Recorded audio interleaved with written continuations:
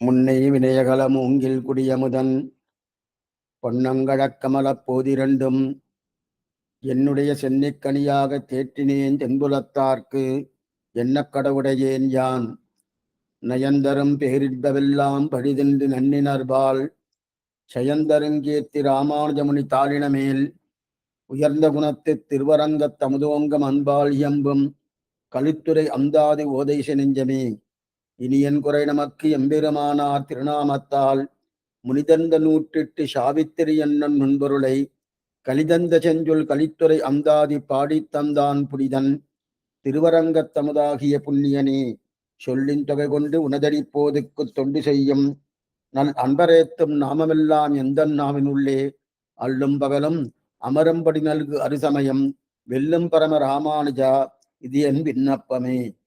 வைப்பாய வான்பொருள் என்று நல்லன்பர் மனத்தகத்தே எப்போதும் வைக்கும் ராமானுஜனை இருநிலத்தில் ஒப்பாரில்லாத அருவினையேன் வஞ்சனஞ்சில் வைத்து முப்போதும் வாழ்த்துவன் என்னாம் இது அவன் மொய்ப்புகழ்கே.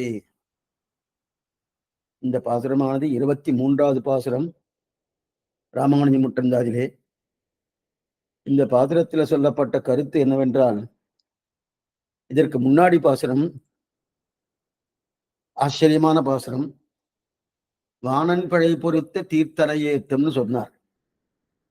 ராமானுஜன் சேமிப்பே, அவர் சேமிப்பு நிதின்னு அந்த நிதியை தன்னுடைய நெஞ்சில் வைத்தார் சுவாமி திருவரங்கத்தவனார். ஓ, எப்பேற்பட்ட அந்த நிதி! அந்த நிதியை கொண்டு என்னுடைய நெஞ்சில வைத்தா அது அபத்தியகரமாகாதா, அவருக்கு ஏதாவது ஆபத்து ஏற்படாதா என்கிற எண்ணத்தோடு இந்த பாசுரத்தை அனுகிரகிக்கிறார். ஆச்சரியமான பாசுரம் இந்த பாசுரம். வைப்பாய வான் பொருள் என்று நல்லன்பர் மனத்தகத்தே. வைப்பு, வைப்புன்னா இதான் நிதி. வைத்தமா நிதின்னு சொல்லணும். நிதி நிதி வைப்பு. வைப்புனாலே ஆபத்து காலத்துல உதவுவதற்கு தான் வைப்பு. வைப்பு நிதி, வைப்பு நிதின்றார். வைப்பாய வான்பொருள் என்று, அப்படிப்பட்ட வான்பொருளை பெருமை மிக்க பொருள், அந்த பொருள் என்று நல்லன்பர் மனத்தகத்தே, நல்ல அன்பர்கள் குரத்தாழ்வான் முதலியாண்டான் எம்பார் இவர்கள் போன்ற அவருடைய திருவுருத்தி வச்சாரணும். அது நல்லன்பர் மனத்தகத்தே எப்போதும் வைக்கவே ராமானுஜன் அவருடைய மனத்தகத்திலே எப்போதும் ராமானுஜன் வச்சுருக்கலாம். குரத்தாழ்வாராகட்டும், முதலியாண்டான் ஆகட்டும், எம்பார் ஆகட்டும், சோமாசி ஆண்டான் ஆகட்டும், யாராக இருந்தாலும் அந்த அவர்கள் நல்ல அன்பர்கள். அந்த அன்பர்கள் எப்போதும் அந்த ராமானுஜனை தன்னுடைய ஹிருதய கமலத்துக்குள்ளே வைத்துக் கொண்டுகள். ஆனால் நான் எப்படி வச்சிருக்கேன் தெரியுமா? தெரிவிக்கிறார் யாரு? சுவாமி திருவரங்கத்தவர். நான் எப்படி வச்சிருக்கேன்னா, எப்போதும் வைக்கும் ராமானுஜனை இருநிலத்தில் ஒப்பாரில்லாத அருவினையேன் வஞ்ச நெஞ்சில் வைத்து முப்போதும் வாழ்த்துவன். இருநிலத்தில், இந்த பூலோகத்திலேயே எனக்கு சமமாக ஒரு பாபத்தை பண்ணியவர்கள் உண்டான்னா கிடையாது என்கிற அளவுக்கு. அது மட்டும் இல்ல, என்னுடைய ஸ்வபாவமே பாப ஸ்வபாவம். நெஞ்சாது நல்ல நெஞ்சா இருக்குமானா வஞ்ச நெஞ்சு. அப்படி வஞ்ச நெஞ்சில வைத்தேனும். வைத்தது எதுக்காக? முப்போதும் வாழ்த்துவன். 3 காலத்துல அவர் வாழ்த்துறேன். எதனால வாழ்த்துக்கிறேன் என்றால், சில பேர்லாம் இவாளை வாழ்த்தினான், இவாளை வாழ்த்தினான், இவாளை வாழ்த்தினா ஏதோ பெருமை இருக்க போல் இருக்கு அப்படின்னு நினைச்சிட்டு இருப்பா இல்லையா? அதனால இவருக்கு பெருமை வருது. 4 பேர் திருவரங்கத்தை நன்னா கொண்டாடுவாளனோ, ஓ ராமானுஜரை வாழ்த்தின்னு இருக்கார், ராமானுஜர் ஹிருதய கமலத்தில் வைத்திருக்கார், எப்பேற்பட்டவர், எப்பேற்பட்ட நல்லவர். அதற்காக பேரு புகழ் கிடைப்பதற்காக முப்போதும் வாழ்த்துவன் என்னாம் இதவன் மொய்ப்புகൾക്ക്. இப்படி பண்ணினேனே, இதனால அபத்தியகரம் அவருக்கு என்ன வருகிறதோ, என்ன ஆபத்து வருகிறோ என்று சொல்லக்கூடிய பாசுரம். அந்த பாசுரத்திலே வைப்பாய வான்பொருள் என்று நல்லன்பர் மனத்தகத்தே. நல்லன்பர் சொல்லும் போது தீ அன்பர் உண்டுன்னு. தீய அன்பர்னு என்ன? அன்பர்னு சொல்லியாச்சுன்னா இல்ல நல்லதுதான சுவாமின்னா, தீய அன்பர் உண்டு. பிரயோஜனாந்தபரர்கள் தீய அன்பர்கள், அனன்ய பிரயோஜனபரர்கள் நல்ல அன்பர்கள். அன்பர்கள் தான் 2 பேரும் பகவான்கிட்ட தான் போய் பிரார்த்திக்கிறான். பிரார்த்திக்கும் போது தனக்கு தேவையானது பிரார்த்திக்கிறாளா, பகவானே வேணும்னு பிரார்த்திக்கிறாளா? வேறு பிரயோஜனத்தை எதிர்பார்க்காமல் பகவானே பிரயோஜனம் பிரார்த்திப்பவர்கள் அனன்ய பிரயோஜனபரர்கள். அதே போல தனக்காக எதையே பிரார்த்தித்துக் கொண்டால் அதுக்கு பிரயோஜனாந்த பரர்னு பேரு. அந்த நிலையிலேயே ராமானுஜர்கிட்ட பிரார்த்திக்கிறா இல்லையா அன்பர்கள், அந்த அன்பர்கள் நல்ல அன்பர்கள், சாமானியப்பட்ட தீய அன்பர்கள் கிடையாது. தீய அன்பர்னா பிரயோஜனாந்த பரர். ராமானுஜர் எத்தையே பிரார்த்திப்பார், அவரால் கொடுக்க முடியுமன்னா நேற்றுக்கு பார்த்தோம். அவரால் தாராளமா கொடுக்கலாம், என்ன வேணா கொடுக்கலாம், எது வேணா. ஏன்னா சாமான்யமாக முக்தாத்மாக்களுக்கே இந்த சக்தி இருக்குன்னா இவர் நித்தியசூரி. நித்தியசூரி ஆதிசேஷன் அவதாரம். ஆதிசேஷன் அவதாரமானபடியாலே சகல பல பிரஜோகி விஷ்ணுன்னு சொல்ற மாதிரி எல்லா பலத்தையும் கொடுக்கக்கூடிய சாமர்த்தியம் சுவாமி ராமானுஜருக்கு உண்டு. ஆனா நாம கேட்க முடியுமான்னா கேட்க முடியாது. இருந்தால்தான் தீய அன்பன் தெரிவிக்கிறார். அப்படிப்பட்ட நல்லன்பர் மனத்துக்கு எப்போதும் வைக்கும் ராமானுஜன் மனசுக்குள்ளே எப்போதும் வைக்கிறார். எப்போதும் ராத்திரி பகல் வாசி இல்லாமல் எப்போதும் வைக்கிறார் இல்லையா? அது மட்டும் இல்ல, அப்படிப்பட்ட ராமானுஜை இருநிலத்தில் ஒப்பாரில்லாத அருவினையேன், இருநிலத்தில் ஒப்பாரில்லாத அருவினையன். இருநிலத்துல இந்த பூலோகம், பெரிய லோகம், பிருத்திவி என்று சொல்லக்கூடிய இந்த லோகம், இந்த பூலோகத்திலே எப்படி இருக்குன்னா எத்தனை ஜனங்க இருக்கா? நம்ம 130 கோடி 140 கோடின்னு வச்சுப்போம். இல்ல சுவாமி, லோகத்தையே சேர்த்துனா 400 700 கோடி 800 கோடி, அத்தனை ஜனங்களை காட்டிலும் ஒரு தராசுல வச்சாச்சுன்னா ஓ, இந்த திருவரங்கத்தை நான் பண்ணின பாவத்துக்கு எதுவுமே ஈடாகாது. அதான் ஒப்பாரில்லாத அறிவினையேன். இந்த இருநிலத்தில் ஒப்பு கிடையாது நாம் செய்யக்கூடிய பாவத்துக்கு. அப்படிப்பட்ட ஒப்புயே கிடையாது என்று தெரிவித்தார். அந்த மாதிரி பாவம் பண்ணினேன்னா பாவம் எப்படி பண்றேன்? மித்திரபாவேன சம்பிராப்தம். ராமன் சொன்னா போலே மித்திரபாவேன சம்பிராப்தம் நத்தியதேயம் கதஞ்சன தோஷோ எப்யதி தஸ்யத்யாது ததாமேதது அகர்கிதம் என்று சொல்வா போலே மித்திரனா வர வேண்டாம், மித்திர பாவேன வந்தாலும் பொருந்திருக்கா இல்லையா? ஆனா இந்த திருவரங்கத்தை முதல்ல என்ன தெரிவிக்கிறேன்னா மித்திரனா வர வேண்டாம். சரி, மித்திர பாவமா இருக்கணும்னா அது கூட இல்ல, அமித்திரனா வந்துட்டு இருக்கேன். மித்திரனுக்கு எதிர்த்தட்டா, மித்திர பாவேன்னா அது எதிர்த்தட்டு கிடையாது.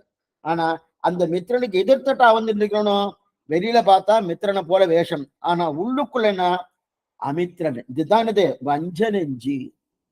அப்படிப்பட்ட வஞ்ச நெஞ்சு என்றாலியா, நெஞ்சுக்குண்டான வஞ்சம் என்னன்னா இந்த இடத்துல பாருங்க, நெஞ்சு இதுதான் நேற்று கடைசியில பார்த்தோம். நெஞ்சுக்குண்டான வஞ்சம் என்னன்னா கண்ணனையே ஏமாத்துறது, ராமானுஜன் ஏமாத்துறது கஷ்டமான.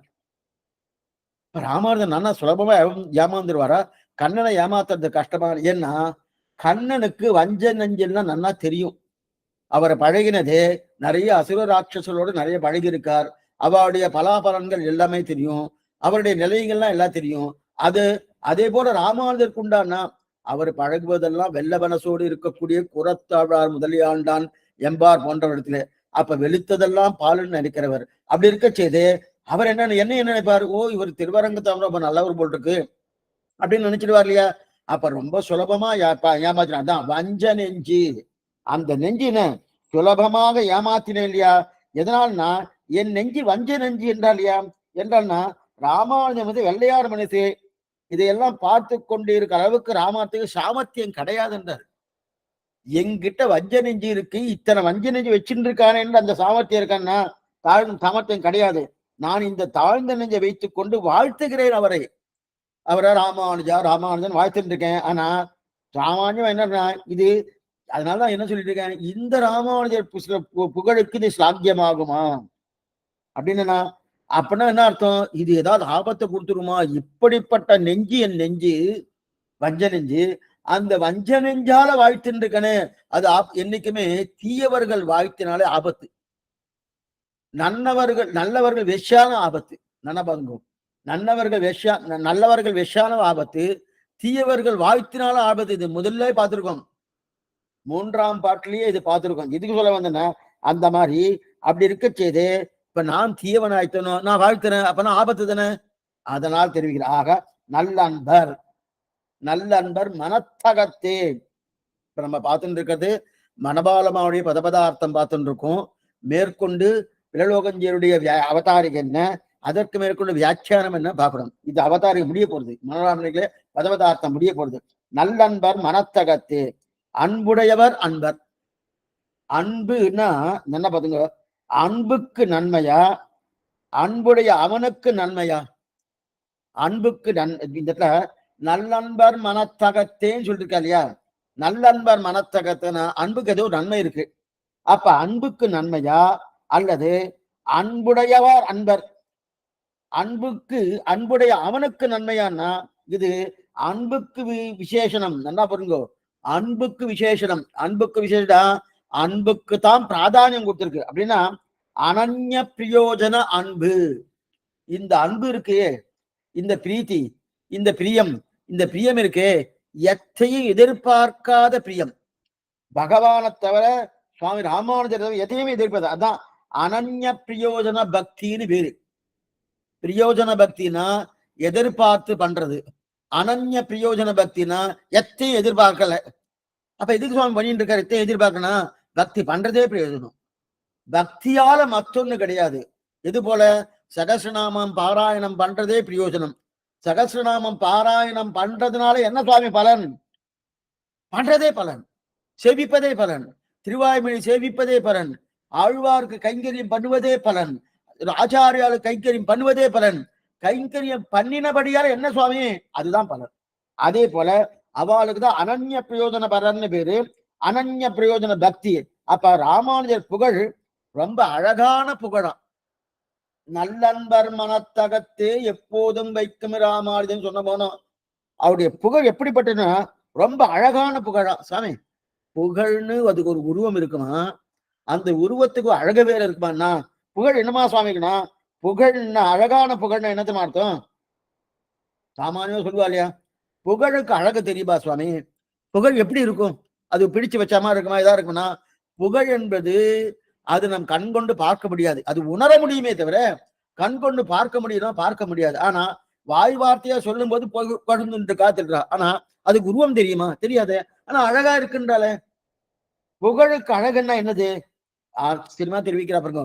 தப்பு வழியில சம்பாதித்து புகழையும் நம் சம்பாதிக்கலாம். சில பேர் தப்பு தப்பா சம்பாதித்து புகழ சம்பாதிக்கிறா இல்லையா, அந்த மாதிரி புகழ் அல்ல இது. அதான் முக்கியம். சில பேருக்கு நிறைய சுவாமி இவரா இந்த காலத்து இப்படி இருந்தார், இப்ப பெரியவரா இருக்கார், அப்ப அப்படி இருந்தார், அந்த மாதிரி ஒரு தப்பு காரியம் பண்ணிட்டு தான் இதுக்கு வந்துட்டு சொல்வாரணும். அந்த மாதிரி புகழ் அல்ல அது. புகழுக்கு அழகு அல்ல. இந்த அழகு, இந்த புகழ் அழகான புகழ். அப்படின்னு என்ன அர்த்தம்? இந்த மாதிரி அல்ல, வந்த வாழ்ந்து வாழ்ந்து வாழ்ந்து பிரயத்தனப்பட்டு சம்பாதித்த புகழ். வாழ்ந்து வாழ்ந்து இன்னைக்குமே பிரயத்தனப்பட்டு சம்பாதிக்கணும். நன்னா கைங்கரியம் பண்ணணும். பகவத் கைங்கரியம் என்ன, பாகவத கைங்கரியம் என்ன, ஆச்சாரிய கைங்கரியம் என்ன, இதெல்லாம் நன்னா பண்ணி பண்ணி பண்ணி வாழ்ந்து வாழ்ந்து பண்ணிட்டு இருக்காங்க இல்லையா, அப்படிப்பட்ட புகழ். அந்த புகழ் தான் தெரிகிறார். சம்பாதிக்க பிரயத்தனப்பட்டு சம்பாதித்த புகழ். அதைத்தான் மொய்ப்புகழ்கே ராமானுஜன் எந்த மொய்ப்புகழ்கே தெரிவிக்கிறார் இல்லையா. அந்த மொய்ப்புகழ்னா பூர்வாச்சாரியன்னா ஒரு ஆண்டோ 2 ஆண்டோ அவெல்லாம் புகழே கிடையாது. அவெல்லாம் சில பேருக்குலாம் திடீர்னு புகழ் வந்துடும். என்னமா வந்துருத்தனா எத்தையோ பண்ணுவா, எதையோ பண்ணுவா. இப்ப ராமானுஜருக்கு அவர் எப்ப ஆரம்பிச்சிருக்காரோ, எப்ப அவர் அவதாரம் பண்ணாரோ, அவதாரம் பண்ணது 120 வருஷங்கள் இருந்தார். அவதாரம் பண்ண காலத்திலிருந்து அவருக்கு புகழானா கிடையாது. சில சில சிரமங்கள்லாம் பட்டுன்னு தான் இருந்தார். 40 வயசு வரைக்கும் அவருக்கு நிறைய சிரமங்கள் இருந்தது. அதுக்கப்புறம் தான் புகழே வந்தது. அப்பனா அப்ப ஒவ்வொன்னா ஒவ்வொன்னா ஒவ்வொன்னா அவர் சம்பாதிச்சுன்னு வரா. சம்பாதிக்கிறது என்னன்னா பகவத் அனுகிரகத்தாலும் ஆச்சாரிய அனுகிரகத்தாலும் இவர் கிட்டுறதை தவிர, ஆனா கிட்டுதுன்னா இவர் அதுக்கு தகுந்தாப்புறம் அந்தந்த கைங்கரை பண்ணிட்டே வராருணும். இப்படிதான் நம்முடைய பூர்வாச்சாரெல்லாம் இப்படிதான் சம்பாதிக்கிறார் புகழ்லாம். புகழ்லாம் தப்பான வழியில சம்பாதிக்கக்கூடிய தன்மையே கிடையாது. இதுதான் மொய்ப்புகழ் கே. புகழுக்கு அழகு என்னன்னா நல்ல நிலையில சம்பாதிக்கக்கூடிய புகழ். அப்ப இது எங்க தெரியுது சுவாமி? நம்மாழ்வார் காலம் தொடங்கி அஸ்மத் ஆச்சாரிய காலம் பரியந்தம் இதுவரை இப்படிதான் நம்முடைய பூர்வாச்சாரியர்கள் தொடக்கமாக ஆழ்வார்கள் என்ன பூர்வாச்சாரியர்கள் அத்தனை பேரும் இப்படிதான் இருந்திருக்கார். நம்மாழ்வார் ஆரம்பிச்சு அதே அஸ்மதாச்சாரியர் நம்முடைய ஆச்சாரியம் பரியத்தை இப்படிதான் இருந்திருக்கார். இதை போலதான் ஸ்ரீ வைஷ்ணவம் வாழணும்னு சம்பாதித்த புகழ், சாமானியப்பட்ட புகழ் இல்ல. இது ஸ்ரீ வைஷ்ணவர்கள் இப்படிதான் வாழணும்னு. ஏன்னா யாரும் பெருசா இருவோம் அப்படியே பட்டு மெத்தையில படுத்துண்டு அப்படியே புகழ் கிடைக்கிறதா அப்படின்னு அந்த மாதிரிலாம் கிடையாது. எத்தனையோ மகான்கள் ஏழையாத்தான் இருந்திருக்கா, எத்தனையோ பேர் ஏழையாத்தான் இருந்திருக்கா. அது மட்டும் இல்ல, அன்னைக்கு பொழுது வஞ்சனை இல்லாம அவளுக்கு கிடைக்கிறதா அவ்வளவுதான் அதுக்கு தெரியுமே. அதற்கு மேல அவளை நல்லா சேமித்து வைப்பதெல்லாம் அவெல்லாம் கிடையாது. இன்னைக்கெல்லாம் நிறைய இருக்கு. இன்னைக்கு சேமிக்க சுவாமி கொஞ்சம் நல்லா சம்பாதிக்க, அப்புறம் உன்னால் வயசாயிடுச்சுதான் சம்பாதிக்க முடியாது, இப்ப சேமித்து வைத்தாதானே அப்ப பண்றோன்றீங்க. சேமிப்பு என்றது வைப்பு நிதி என்றது வைத்தமானிதை பெருமாள் திருக்கோளூர் எம்பெருமான். அவன் இருக்கத்தே சேமிக்க வேண்டிய அவசியமே இல்லை. அப்ப சேமிப்பதே தப்புன்னு சொல்றேன்னா சேமிக்கணும், சேமிக்க வேண்டாம்னு சொல்ல. ஆனா அந்த சேமிப்பு புகழ், ராமானுஜரை புகழா இருக்கும். புகழ் சேமிச்சுக்கிட்டா தன்னடையே எல்லாமே கிடைக்க போகுது. எதுக்கு சொல்ல வந்தேன்னா, அப்படிதான் நீ கண்டால தவிர மேல மேல இதை சேர்ப்பதுதான் அவர்களுக்கு ஒன்னா தெரியுமானா தெரியவே தெரியாது. கிட்டத்தட்ட ராமானுஜன் 120 வருஷங்கள் இருந்தார். அவர் எப்பொழுதாவது தன்னுடைய நிலை எங்கேயா தாழ விட்டுருக்காரா? நான் தான் பெரியவன், என்னதான் சேவிக்கணும் அப்படின்னு என்னைக்காவது சொல்லியிருப்பாரா? சொல்லியதே கிடையாது. என்னைக்கா ஏதாவது சொல்லியிருப்பாரா? சொல்லி அது மட்டும் இல்ல. சில சில சில சில நிறுவனத்துல நீங்க பார்க்கலாம். சில இதுல மதத்துலலாம் சிறு வயசுல இவர் என்னமா ஞானம், என்னமா ஞானம்லாம் சொல்லுவார். நம் சம்பிரதாயத்துல கிடையாது. முதல்ல 15 வருஷம் நன்னா பாடசாலை போகணும். அதற்கு மேற்கொண்டு நன்னா படிக்கணும். அதற்கு மேற்கொண்டு இன்னும் நன்னா அதற்கு உண்டான அபியாசம் பண்ணணும். கிட்டத்தட்ட 35, 40 வயசு வரைக்கும் இவ புஸ்தகம் எடுத்து காலக்ஷேபம் பண்ண விட மாட்டா. காலக்ஷேபம் பண்ண விட மாட்டாங்க. சுவாமி சொல்லுவார், காலக்ஷேபம் பண்ணணும்னா குறைஞ்ச 50 வயசு ஆகணுமா. சுவாமி எத்தனை பேர் சிறு வயசுல பண்ணியிருக்கிறா, அதெல்லாம் மகான்கள் அதெல்லாம் பண்ணியிருக்கா. அந்த அளவுக்கு சம்பிரதாயம் இருக்குன்னா, அந்த அளவுக்கு என்னன்னா அடிபட்டு அடிபட்டு புகழ மேல மேல சேர்க்கணும்னா ஒரு நாள்லயோ 10 நாள்லயோ 10 வருஷத்துல வரக்கூடிய புகழ் இல்ல. இதை நிதானமா சிரமப்பட்டு சிரமப்பட்டு ஏன் ராமானுஜருக்கு எத்தனையோ யோக பிரபாவம் தெரியும், சித்து வேலைகள் தெரியும். இதெல்லாம் தெரிஞ்சு விட அதெல்லாம் பண்ணிருக்கலாமான்னா அதெல்லாம் அவர் பண்றதே இல்லை.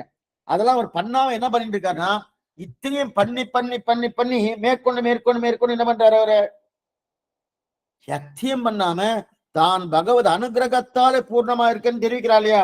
ஆக இத்தனையும் இவருக்கு புகழ் தங்கள் பிரயத்தனத்தால் வந்ததல்ல, மயர்வர மதிர்னு அருள பெற்றபடியாலே இவருக்கு கிடைச்சிருக்கு தெரியல. அப்ப பகவான் கொடுத்தார்.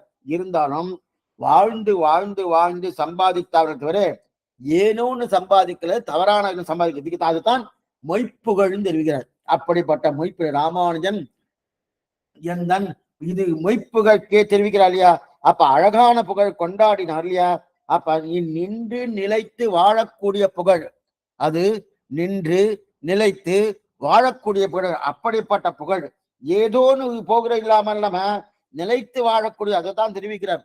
அப்படிப்பட்ட நிலைத்து ராமானுஜன் இப்தன் வைப்பாய வான்பொருள் என்று நல்நண்பர் மனத்தகத்தை எப்போதும் வைக்குமே ராமானுஜனை இருநிலத்தில் ஒப்பாரில்லாத அருவிலையே நஞ்ச நெஞ்சில் வைத்து முப்போதும் வாழ்த்துவன் என்னாம் இதவன் மொய்ப்புகழ்கேன் தெரிவிக்கிறார். இப்ப மனவாளமாவுடைய பதபதார்த்தம் முடிஞ்சிட்டு பிள்ளோகஞ்சியுடைய வியாக்கியானம் அவதாரிகை, ஆச்சரியமான அவதாரிகை 23ஆம் பாட்டு. பூர்வாச்சாரிய எல்லாரும் வைத்த நிதி என்று எண்ணுமா போலே தங்களுக்கு ஆபத் லட்சணமாக வைக்கப்பட்ட அக்ஷய பிரதம தனம் என்று கொண்டு தங்களுடைய திருவுள்ளத்தில் சர்வகாலமும் வைக்கும் விஷயமான எம்பெருமானானை அதி பாபிஷ்டனான என்னுடைய மனசிலே வைத்து கொண்டு அவருடைய கல்யாண குணங்களை ஸ்துதிக்கத் தொடங்கினேன். மகா பிரபாவுடையவருடைய கல்யாண குணங்களுக்கு இது என்னால் விளையுமோ என்று பரிதபிக்கிறார். அப்படின்னா சொன்ன அதே விஷயத்தை தான் அவரை சுருக்கமா எழுதியிருக்கார். நாம் பண்ண அந்த புகழ் அவருக்கு என்னாகவும் பரிதவிக்கிறார். அப்படின்னா அவன் குணத்துக்கு எது வேண்டுமோ அது பயந்து பயந்து பாடுறார். என்ன சுவாமி பயந்து பாடுறா, என்ன பயம் வந்து என்ன பயம்னா நான் போய் அந்த சுவாமியை கொண்டு வந்து நெறியல் வைக்கிறேனே, போய் அந்த ராமானுஜரை புகழ் பாடிட்டு இருக்கேனே, அவருடைய பெருமையை பாடுறதுக்கு யோகியதை இருக்கா இல்லையேன்னு பாடினேனோ. அப்ப அவருக்கு ஏதோ ஒரு ஆபத்து வரப்போறதுனோ, என்ன ஆபத்தோ என்ன ஆபத்துன்னு இருக்கிறார். இதுல ஒவ்வொருத்தரும் தன்னை தாழ்ந்த 3 வியாக்கியானங்கள் பிரதானமா எடுத்திருக்கார் திரிலோகஞ்சியர். 3 வியாக்கியானம் பிரதானமா இருக்கு. அதாவது ஆலவந்தாவுடைய ஸ்ரீசுக்தி, நாதமுனிகளுடைய ஸ்ரீசுக்தி, மணவாளனுடைய ஆலவந்தாவுடைய ஸ்ரீசுக்தி, வேதாந்த தேசியுடைய ஸ்ரீசுக்தி, அதுக்கப்புறம் மணவாளனுடைய ஸ்ரீசுக்தி. இந்த 3 பேரும் என்ன சொல்லிட்டு இருக்கனா, என்னை விட தாழ்ந்தவன் கிடையாது, என்னை விட தாழ்ந்தவன் கிடையாது, அவ்வளவு தாழ்ந்தவன் நான் சொல்லிக்கிறான். எங்கெங்கெல்லாம் அந்த நீசனேன் நிறைவொன்றுமிலேன் என்கண் பாசம் வைத்த பரஞ்சுர சோதிக்கேன் ஆழ்வார் தெரிவித்தார் போல அமர்யாதகா சுத்ரகா அசுவா பிரசவபூகுன்னு ஆளவந்தான் தன்னை பத்தி 10 குற்றங்கள் சொல்லுகிறார். அந்த மாதிரி இது இத்தனை என்னன்னா வஞ்சன பரகா அப்படின்னா எப்படி வஞ்ச நெஞ்சுன்னு சொல்லணுமோனோ அந்த வஞ்ச நெஞ்சு இவர்கள் தங்களுக்கெல்லாம் உண்டு உண்டுன்னு ஆளவந்தாருன்னு, அதே போல வேதாந்த தேசிகரன்னு, அதே போல மணவாள மாமனிகன், இந்த 3வரும் சொல்லுகிறார். அந்த 3வருடைய ஸ்லோகங்கள் ஆசீர்வாத ஸ்தோத்திரத்துல ஆளவந்தார் எடுத்திருக்கிறார்.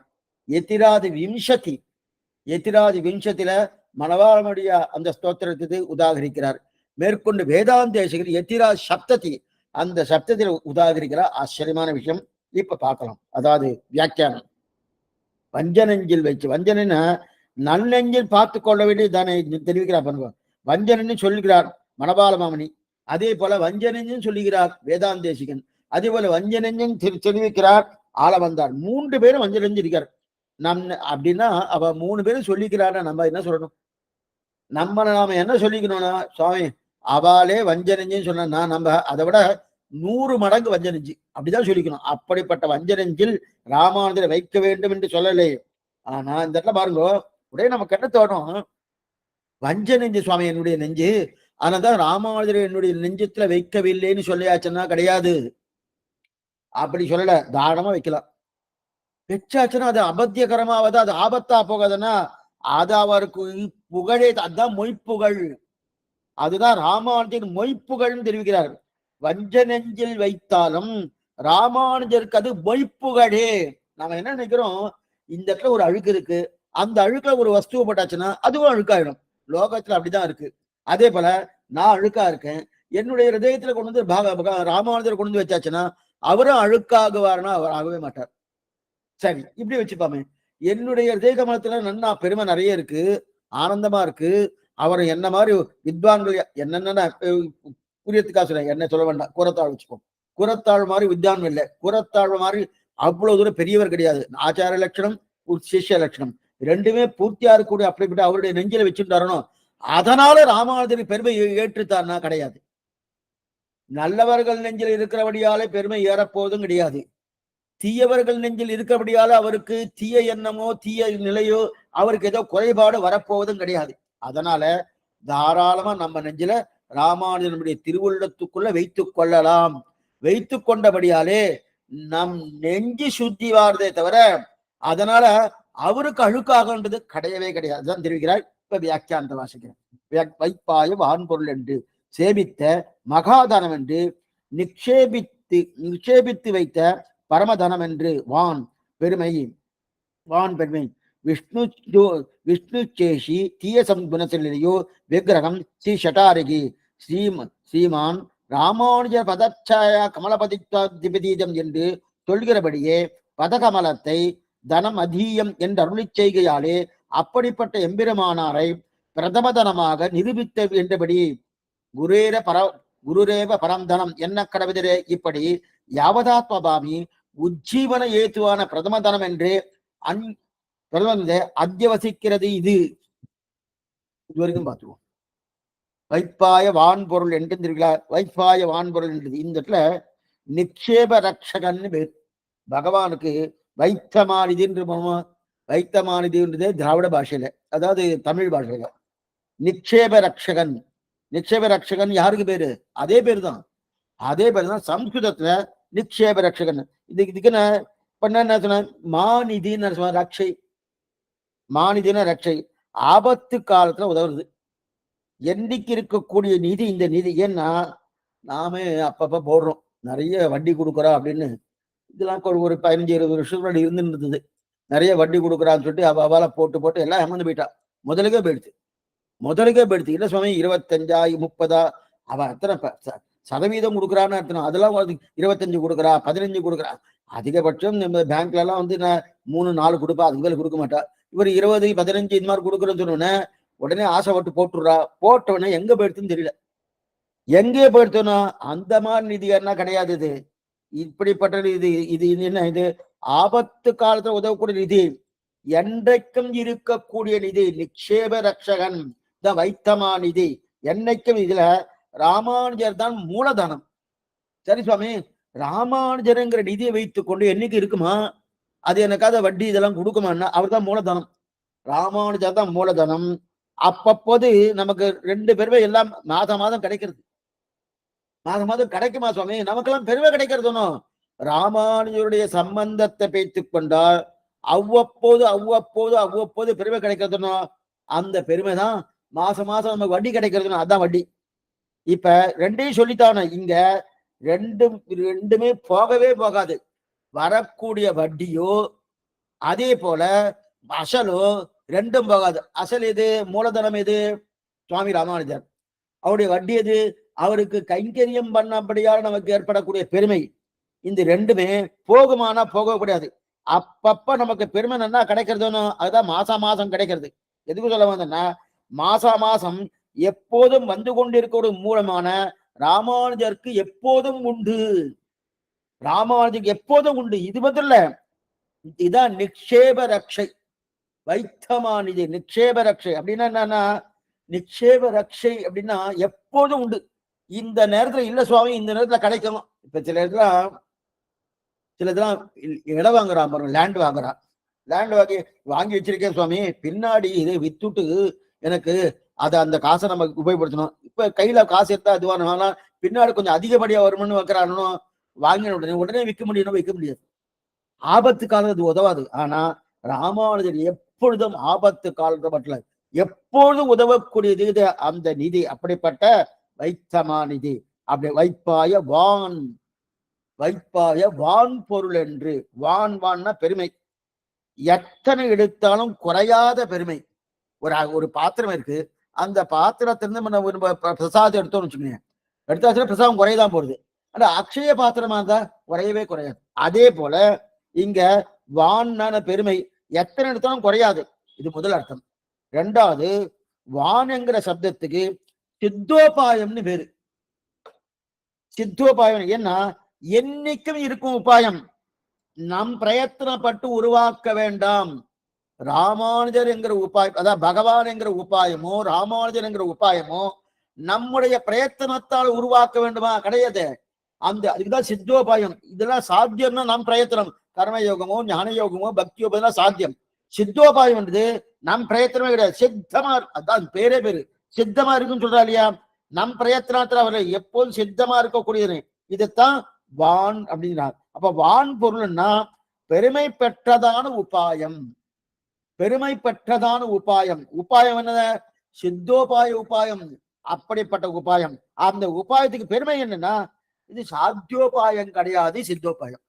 பெருமை பெற்ற உபாயம்னு சொன்னேன், அந்த உபாயத்துக்கு என்ன பெருமை? இது சாத்தியோபாயம் கிடையாது, சித்தோபாயம். சரி சுவாமி, அப்ப பகவான் சேஷி அவன் திருவடிகளே நமக்கு தனக்கு எல்லாம் நினைத்து நம்மாழ்வார் அந்த மாறன் அடிபடிந்துள்ள ராமானுஜர் 2 திருவிழையில் நமக்கு தனம். அப்பனா இதுல இருந்து என்ன தெரியுது?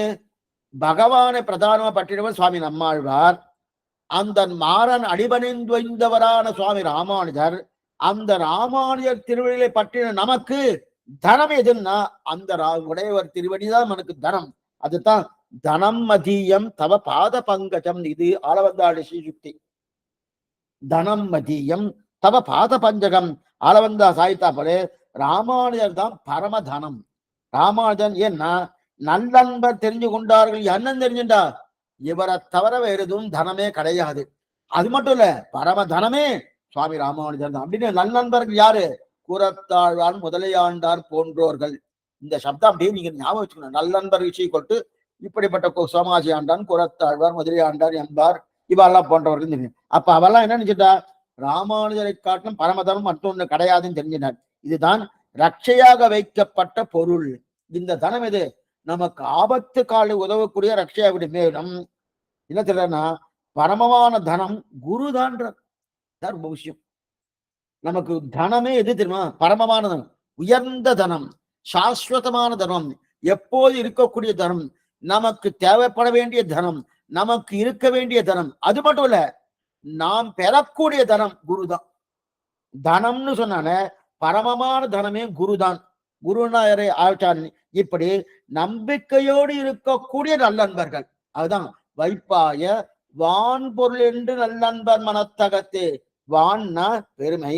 என்ன பெருமை? பகவானே உபாயம் இல்ல, ஆழ்வார் ஆச்சாரியன் என்று சொல்லக்கூடிய ராமானுஜர் உபாயம். எங்க இருக்கக்கூடிய உபாயம் என்னது? சித்தோபாயம். அப்படிப்பட்ட சித்தோபாயம். அந்த சித்தோபாயமே தனம். அந்த தனம் எப்படிப்பட்ட தனம்? அந்த தனம் நல்லன்பர்கள் முழு நம்பிக்கையோடு இதை தவிர மற்றொன்று தனம் கிடையாது. அதானது பரமதாம தனம் அப்படின்றாரு. அப்ப அன்பர் என்று சரி சுவாமி, நல்லன்பர் மனத்தகத்தேன்னு சொன்னேன். அப்ப அன்பர்னு அன்பு இருக்கு சுவாமி, ஞானம் ஏதோ ஒரு சிறிதளவு இருக்குமோ? ஞானம் சரியா இருக்காது போல் இருக்கு, அன்பு இருக்குமான்னா அப்படி நினைக்க வேண்டாம். ஞானமும் பூர்த்தியா இருக்கு, அன்பும் பூர்த்தியா இருக்கு. ஏன்னா அவர்கள் அன்பே ஞானாதிக்கத்து அடியால் தான் பிறந்தது. அதான் முக்கியம். அன்பே எப்படி தெரியுமா வந்தது? நம்ம என்ன நினைக்கிறோம்? வைப்பாய வான்பொருள் என்று நல்லன்பர் மனத்தகத்தே. அன்பர்னு சொன்ன போனோம், அன்பு இருக்கு சுவாமி, ஞானம் இல்லை போல் இருக்குன்னா ஞானமும் இருக்கு. அந்த அன்பே எதனால வந்து தெரியுமா? ஞானத்தின் அடிப்படையா தான் வந்து அன்பே வந்தது. ஆக ஞானம் முத்த முத்த முத்த என்னது? அன்பாருது. ஞானம் முதிர்ந்தாதான் அன்பாருது. அப்ப ஞானம் கனிந்து பிரேமம், அதைத்தான் தெரிவிக்கிறார். அதனால்தான் ஆழ்வார் தெரிவிக்கிறாருனோ, மயர் வர மதிநலம் அருளினன் பக்திஷ்ய ஞான விசேஷகா. பக்திஷ்ய ஞான விசேஷகா, ஞானத்தின் முதிர்ச்சி தான் பக்தி. இதுக்கு சொல்ல வந்தேன்னா, அப்படி இருக்கச்சே ஆழ்வார் சொன்னா போல என்ன தெரிவிக்கிறார்? மயர் வர மதில் அப்படின்னு இல்லையா? அப்ப ஞானமே அழிந்து நன்னா கனிந்து போயிடுச்சுன்னு வச்சுக்க, அதான் பக்தி. இவர்கள்லாம் ஞானம் கனிந்து உயர்ந்த பக்தியானபடியாலே அன்பர்கள் ஆனார்கள். என்ன பாருங்க, இவருக்கு ஞானமே இல்லாம இல்லை, ஞானம் இருக்கு. அந்த ஞானம் முதிர்ந்து முதிர்ந்து பக்தியாகி, அதனால அந்த உயர்ந்த பக்தியிலே அது அன்பர்கள் நம்மை. சரி சுவாமி, இந்த இடத்துல நன்மை என்பது அன்புக்கு விசேஷமா வச்சுட்டு அனன்ய பிரயோஜனாக இருந்தல். நல்லன்பர் மனத்தகத்தே. நல்ல நன்மை என்ன நன்மைனா அன்புக்கு விசேஷனம். நல்ல அன்பர் அன்புக்கு விசேஷனம். அன்பு விசேஷனம் வச்சுட்டு அனன்ய பிரயோஜன பரரா இருப்பல், அதுதான் நல்லன்பருக்கு. ஏற்கனவே பார்த்துட்டோம். தீ அன்பர்னா பிரயோஜனாந்த பரர், நல்லன்பர்னா அனன்ய பிரயோஜன பரர். அப்ப அனன்ய பிரயோஜன பரா இருக்கிறையா? மற்ற எதையும் எதிர்பார்க்காமல் அவரையே எதிர்பார்க்கிறார். சாகச பறவைன்னு ஒரு பறவை. அந்த பறவை என்ன பண்ணும்னா, எந்த தண்ணியும் குடிக்காது. தீர்த்தம் ஏதாவது குடிக்கணும், தாகம் வேணுமோ, அந்த தீர்த்தத்துக்கு ஆகாசத்தையே எதிர்பார்த்துருங்க. மழை வீழ்ந்தாத்தான் அந்த மழை தண்ணியை தான் குடிக்கும். இல்ல சுவாமி, எதிரும் குடிக்கவே குடிக்காது. அதையே எதிர்பார்த்துட்டு இருக்கிறோம். அதே போலதான் ஒவ்வொரு சரணாகத நிட்டனும் பகவானுடைய கருணையே எதிர்பார்த்துட்டு இருக்காரு. அதே போல இங்க என்ன தெரிகிறது? இங்க பக்திஷ்ய ஞான விசேஷம் மற்ற எதையும் எதிர்பார்க்காமல் சுவாமி ராமானுஜே எதிர்பார்த்திருக்காது. இவர் தான் நல்லன்பர். சரி சுவாமி, நல்லன்பர்னா யார்? நல்லன்பர் நல்லன்பர் இத்தனை சொல்லி அந்த மாதிரி யாரு இருக்கா? யாராவது சொன்னமானோ? அப்படிப்பட்ட நல்லன்பர் தான் யாரு? கூறத்தாழ்வான், முதலையாண்டான், திருக்குறுகை பிரான் பிள்ளான், எம்பார், பிள்ளை உறங்கா வள்ளிதாசர் முதலானோர். இப்ப வியாக்கியான் வைப்பாய வான்பொருள் என்று நல்லன்பர் மனத்தகத்தே. ஞானாதிகராய் அவர் திரிவிலே பிரீத்தியுக்தரானவர்கள் நல்லன்பர் எங்களிடத்தில் நன்மை அன்புக்கு விசேஷமாய் அனன்ய பிரயோஜனதையா விலட்சணையான பக்தியை உடையவர் என்னவும் அவர்களாகிறார் ஆழ்வான், பிள்ளான், எப்பார், ஆண்டான், பிள்ளை உறங்கா வலிதாசர் முதலானவர்கள். மனத்தகத்தே வான்பொருள் என்று வான் என்று விபுவாசகமாய் குருதேவ பரபிரம்ம என்று சொல்லப்பட்ட மகாதனமென்று கொண்டு அத்தை வெளிச்செழிப்பாக வைத்தால் சாதகமாயிருக்கும் என்று அறியாதபடி நிரவயமான மனசிலே நல்லன்பர் மனத்தகத்தே சோத்ரத்ன இதமஸ்தி ஆச்சாரியஸ்து திசபுடே என்று அனர்கான ரத்னம் கிடைத்தார். அனர்கமான ரத்னம் கிடைத்தால் செப்பில வைத்துக் கொண்டிருப்பாரு போலே இந்த லோக விலட்சணமான மகாதனத்தை தங்களுடைய நெஞ்சுக்குள்ளே வைத்தார்கள். அதாவது பக்திஷ்ய ஞான விசேஷகான்னு தெரிவிக்கிறார் இல்லையா? இப்ப இன்னொன்னு தெரிவிக்கிறார். நல்லன்பர்கள்னா ஆழ்வான், கூறத்தாழ்வான், முதலியாண்டான் போன்றவர்கள் சொல்லியாச்சு. சரி சுவாமி, ஆனா அத்தனை பேரும் என்ன பண்ணா? ராமானுஜருடைய தங்களை நல்ல மனதில் வைச்சார்கள். அத்தனை பேரும் ராமானுஜர் தங்கள் நல்ல மனசுல வச்சுட்டா சரி தெரியாது. இப்ப வைப்பாய வான், வான்னா என்னன்னு சொல்றது பார்த்தோம், பெருமைன்னு ஒரு அர்த்தம் பார்த்தோம். வான்னா ஆகாசமாக பறந்து விரிக்கக்கூடிய நிலை, விபுன்னு ஒரு அர்த்தம் உண்டு. வான்னா விபுன்னு ஒரு அர்த்தம். ஆனா வான்னா மேல பறந்து இருக்கிறது, பறந்து இருக்கிறது இது விபூதன. வானுங்கிற சப்தத்துக்கு முதல் அர்த்தம் பெருமைன்னு ஒரு அர்த்தம். ரெண்டாவது வானுங்கிற சப்தத்துக்கு விபுன்னு ஒரு அர்த்தம். விபுனா என்னது? ரொம்ப பெரியது. விபுத்வாத்துன்னு சொல்ற இல்லையா, ரொம்ப பெரியது. அப்படிப்பட்ட ரொம்ப பெரியது. அப்படிப்பட்ட வான், வான் என்றால் விபுன்னு சொல்லலாம். சரி, பிரம்மம், பிரம்மமும் விபுதான். அந்த பிரம்மமும் விபுதானே. அப்ப பிரம்மமும் விபு, அப்ப வான்னா விபுன்னு தெரியறது. அப்படி இருக்கச்சே அந்த பிரம்மம் தானே ஆச்சாரியன். அந்த பிரம்மம் தானே ஆச்சாரியன். வான்னு சொன்னா விபு, முதல்ல வான்னா பெருமை, முதல் அர்த்தம். இரண்டாவது அர்த்தம், வான் என்று சொன்னால் ஆகாசத்திலே பறந்து இருக்கக்கூடிய தன்மை, இது வான். ஆகாசத்துல பறந்து இருக்கிறனால விபுன்னு ஆயிடுத்து. அப்ப வான் சப்தத்துக்கு விபுன்னு சொல்லியாச்சு. அப்ப பிரம்மன்னா விபு தான். அப்ப வான் என்கிற சப்தம் விபு. அப்ப பிரம்மம் தான் ஆச்சார் குருதேவ பரபிரம்மா அப்படின்னு வந்திருக்கணும். அப்ப பிரம்மம் தான் ஆச்சாரியன் வந்திருக்கணும். எப்ப பிரம்மம் தான் ஆச்சாரியன் வந்திருக்கணும், பிரம்மம் விபு தானே, ஆச்சாரியனும் விபு. இப்படியே கொண்டு வரார். முதல்ல வான், வான் இசை கொண்டு பெருமை, அந்த வானே ஆகாசத்துல பறந்து இருக்கிறபடியாலே அதுக்கு இந்த அர்த்தம் உண்டு, அதனால விபு. சரி சுவாமி, அந்த விபு பிரம்மமும் விபு. அப்ப வான் என்கிற சப்தமும் பிரம்மம் என்கிற சப்தம் ஏகார்த்தம் வந்து விட்டு, ஏகார்த்தம் வந்த உடனே அந்த பிரம்மம் தான் ஆச்சாரியன் வேற சொல்லிட்டு. எப்ப பிரம்மம் ஆச்சாரியன் குருதேவ பரபிரம்மா அப்படின்னு வந்துட்டோனோ, அப்ப பிரம்மம் தான் ஆச்சாரியன் வந்தபடியாலே அந்த ஆச்சாரியன விபு. இதுதான் வைப்பாய வான் பொருள், வைப்பாய வான் பொருள். அப்ப விபுவான பொருள் எது? சுவாமி ராமானுஜர் விபு. சுவாமி ராமானுஜர் விபுவா? அவர் அணு இல்லையா? ஜீவாத்மா கோட்சிதுன்னா அணு இல்லையா? விபு, வைப்பாய வான் பொருள். ஏன்னா ரொம்ப பெரியவர் இவர். அதுதான் என்னன்னா விபுன்னா பெரியவர் அர்த்தம், ரொம்ப பெரியவர் இவர். ரொம்ப பெரியவர், ரொம்ப பெரியவர்னா எப்படி சுவாமினா? சரி சுவாமி, இவ்வளவு பெரியவரா இருக்காரு, இவரை உள்ள வைக்க முடியுமா? ஒரு வஸ்து இருக்கு, ஒரு வஸ்துவை கொண்டு வந்து அதற்குள்ள வைக்கக்கூடிய வஸ்துனா எதை உள்ள வைக்கிறோமோ, வைக்கக்கூடிய வஸ்துவை காட்டிலும் அந்த உள்ள வைக்கக்கூடிய வஸ்து பெருசா இருக்கணும். அப்படித்தானே இருக்கணும். இப்ப விபு ஆகிட்டார் ராமானுஜர். அப்படா அந்த விபுவான ராமானுஜர் வெளியில தானே இருக்கணும், வெளியில தானே. விபு எப்படி மனசுல வைக்கிறது? விபு ஆகாசத்துல கொண்டு வந்து மனசுல வைக்க முடியுமா? வைக்க முடியாது. அதே போல விபுனாலே எங்கேயோ வெளியில இருக்க வேண்டியது மனசுக்குள்ள இல்ல. அப்ப அதுதான் வான் பொருள். அப்படின்னு என்ன அர்த்தம்? அதை மனத்தகத்தே வைத்தார். வைப்பாய வான் பொருள் என்று மனத்தகத்து, நல்லன்பர் மனத்தகத்தே வைத்தார் இல்லையா? வைக்கணும்னா எப்படிதான் ஒட்டும் சுவாமி?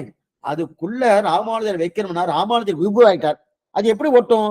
வான் பொருள் சொன்னாலே வெளில தான் இருக்கணும், ஏன்னா அது விபு ஆயிடுச்சு, வெளில தான் இருக்கணும்.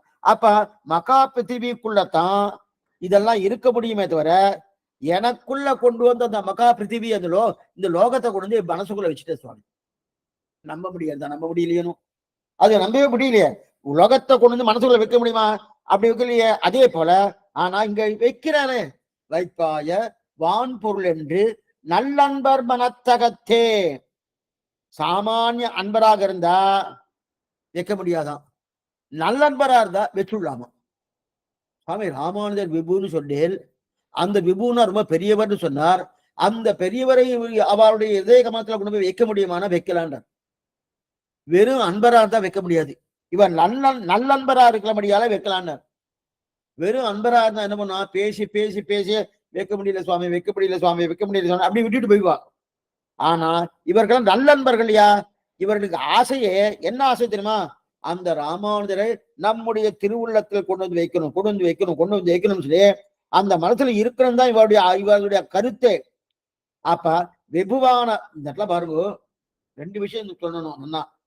இப்ப ராமானுஜர் அவ மனசுல வச்சுட்டா யாரு? திருக்குறையை பிரான் பிள்ளான் கூறத்தாழ்வார். ஏன் அவர் விபுவு, விபுவா இருக்கக்கூடிய ராமானுஜர் மனசுல வச்சிருக்கா இல்லையா? அதே போல பகவான் விபு. அந்த பகவான் விபுன்னு அது ரெண்டு அர்த்தம் சொல்லுவா. ஒண்ணுன்னா நாரங் கொஞ்சம் திருவந்திர அர்த்தம், இது ஒண்ணு கஷ்டப்படுத்த மாட்டேன், கஷ்டப்படாதீங்கோ. நாராயண அப்படின்னு இருக்கு இல்லையா? நாரங்கள், அதாவது தற்புருஷ சமாசம் பகுர்வீகி சமாசம்னு ரெண்டு உண்டு. நாரங்களை அயனமாக கொண்டவன் அப்படின்னா, நாரங்கள்ல நித்திய வஸ்துக்கள். அந்த நித்திய வஸ்துக்கள் என்று சொல்லக்கூடிய எதுவா இருந்தாலும் அதை இருப்பிடமாக கொண்டு பகவான் இருக்கார், இது ஒண்ணு. அந்த நித்திய வஸ்துக்களை இவர்கிட்ட இருக்கு, இது ஒண்ணு. அது எது போல சுவாமி? தானே பாத்துங்க, எது போல சுவாமி?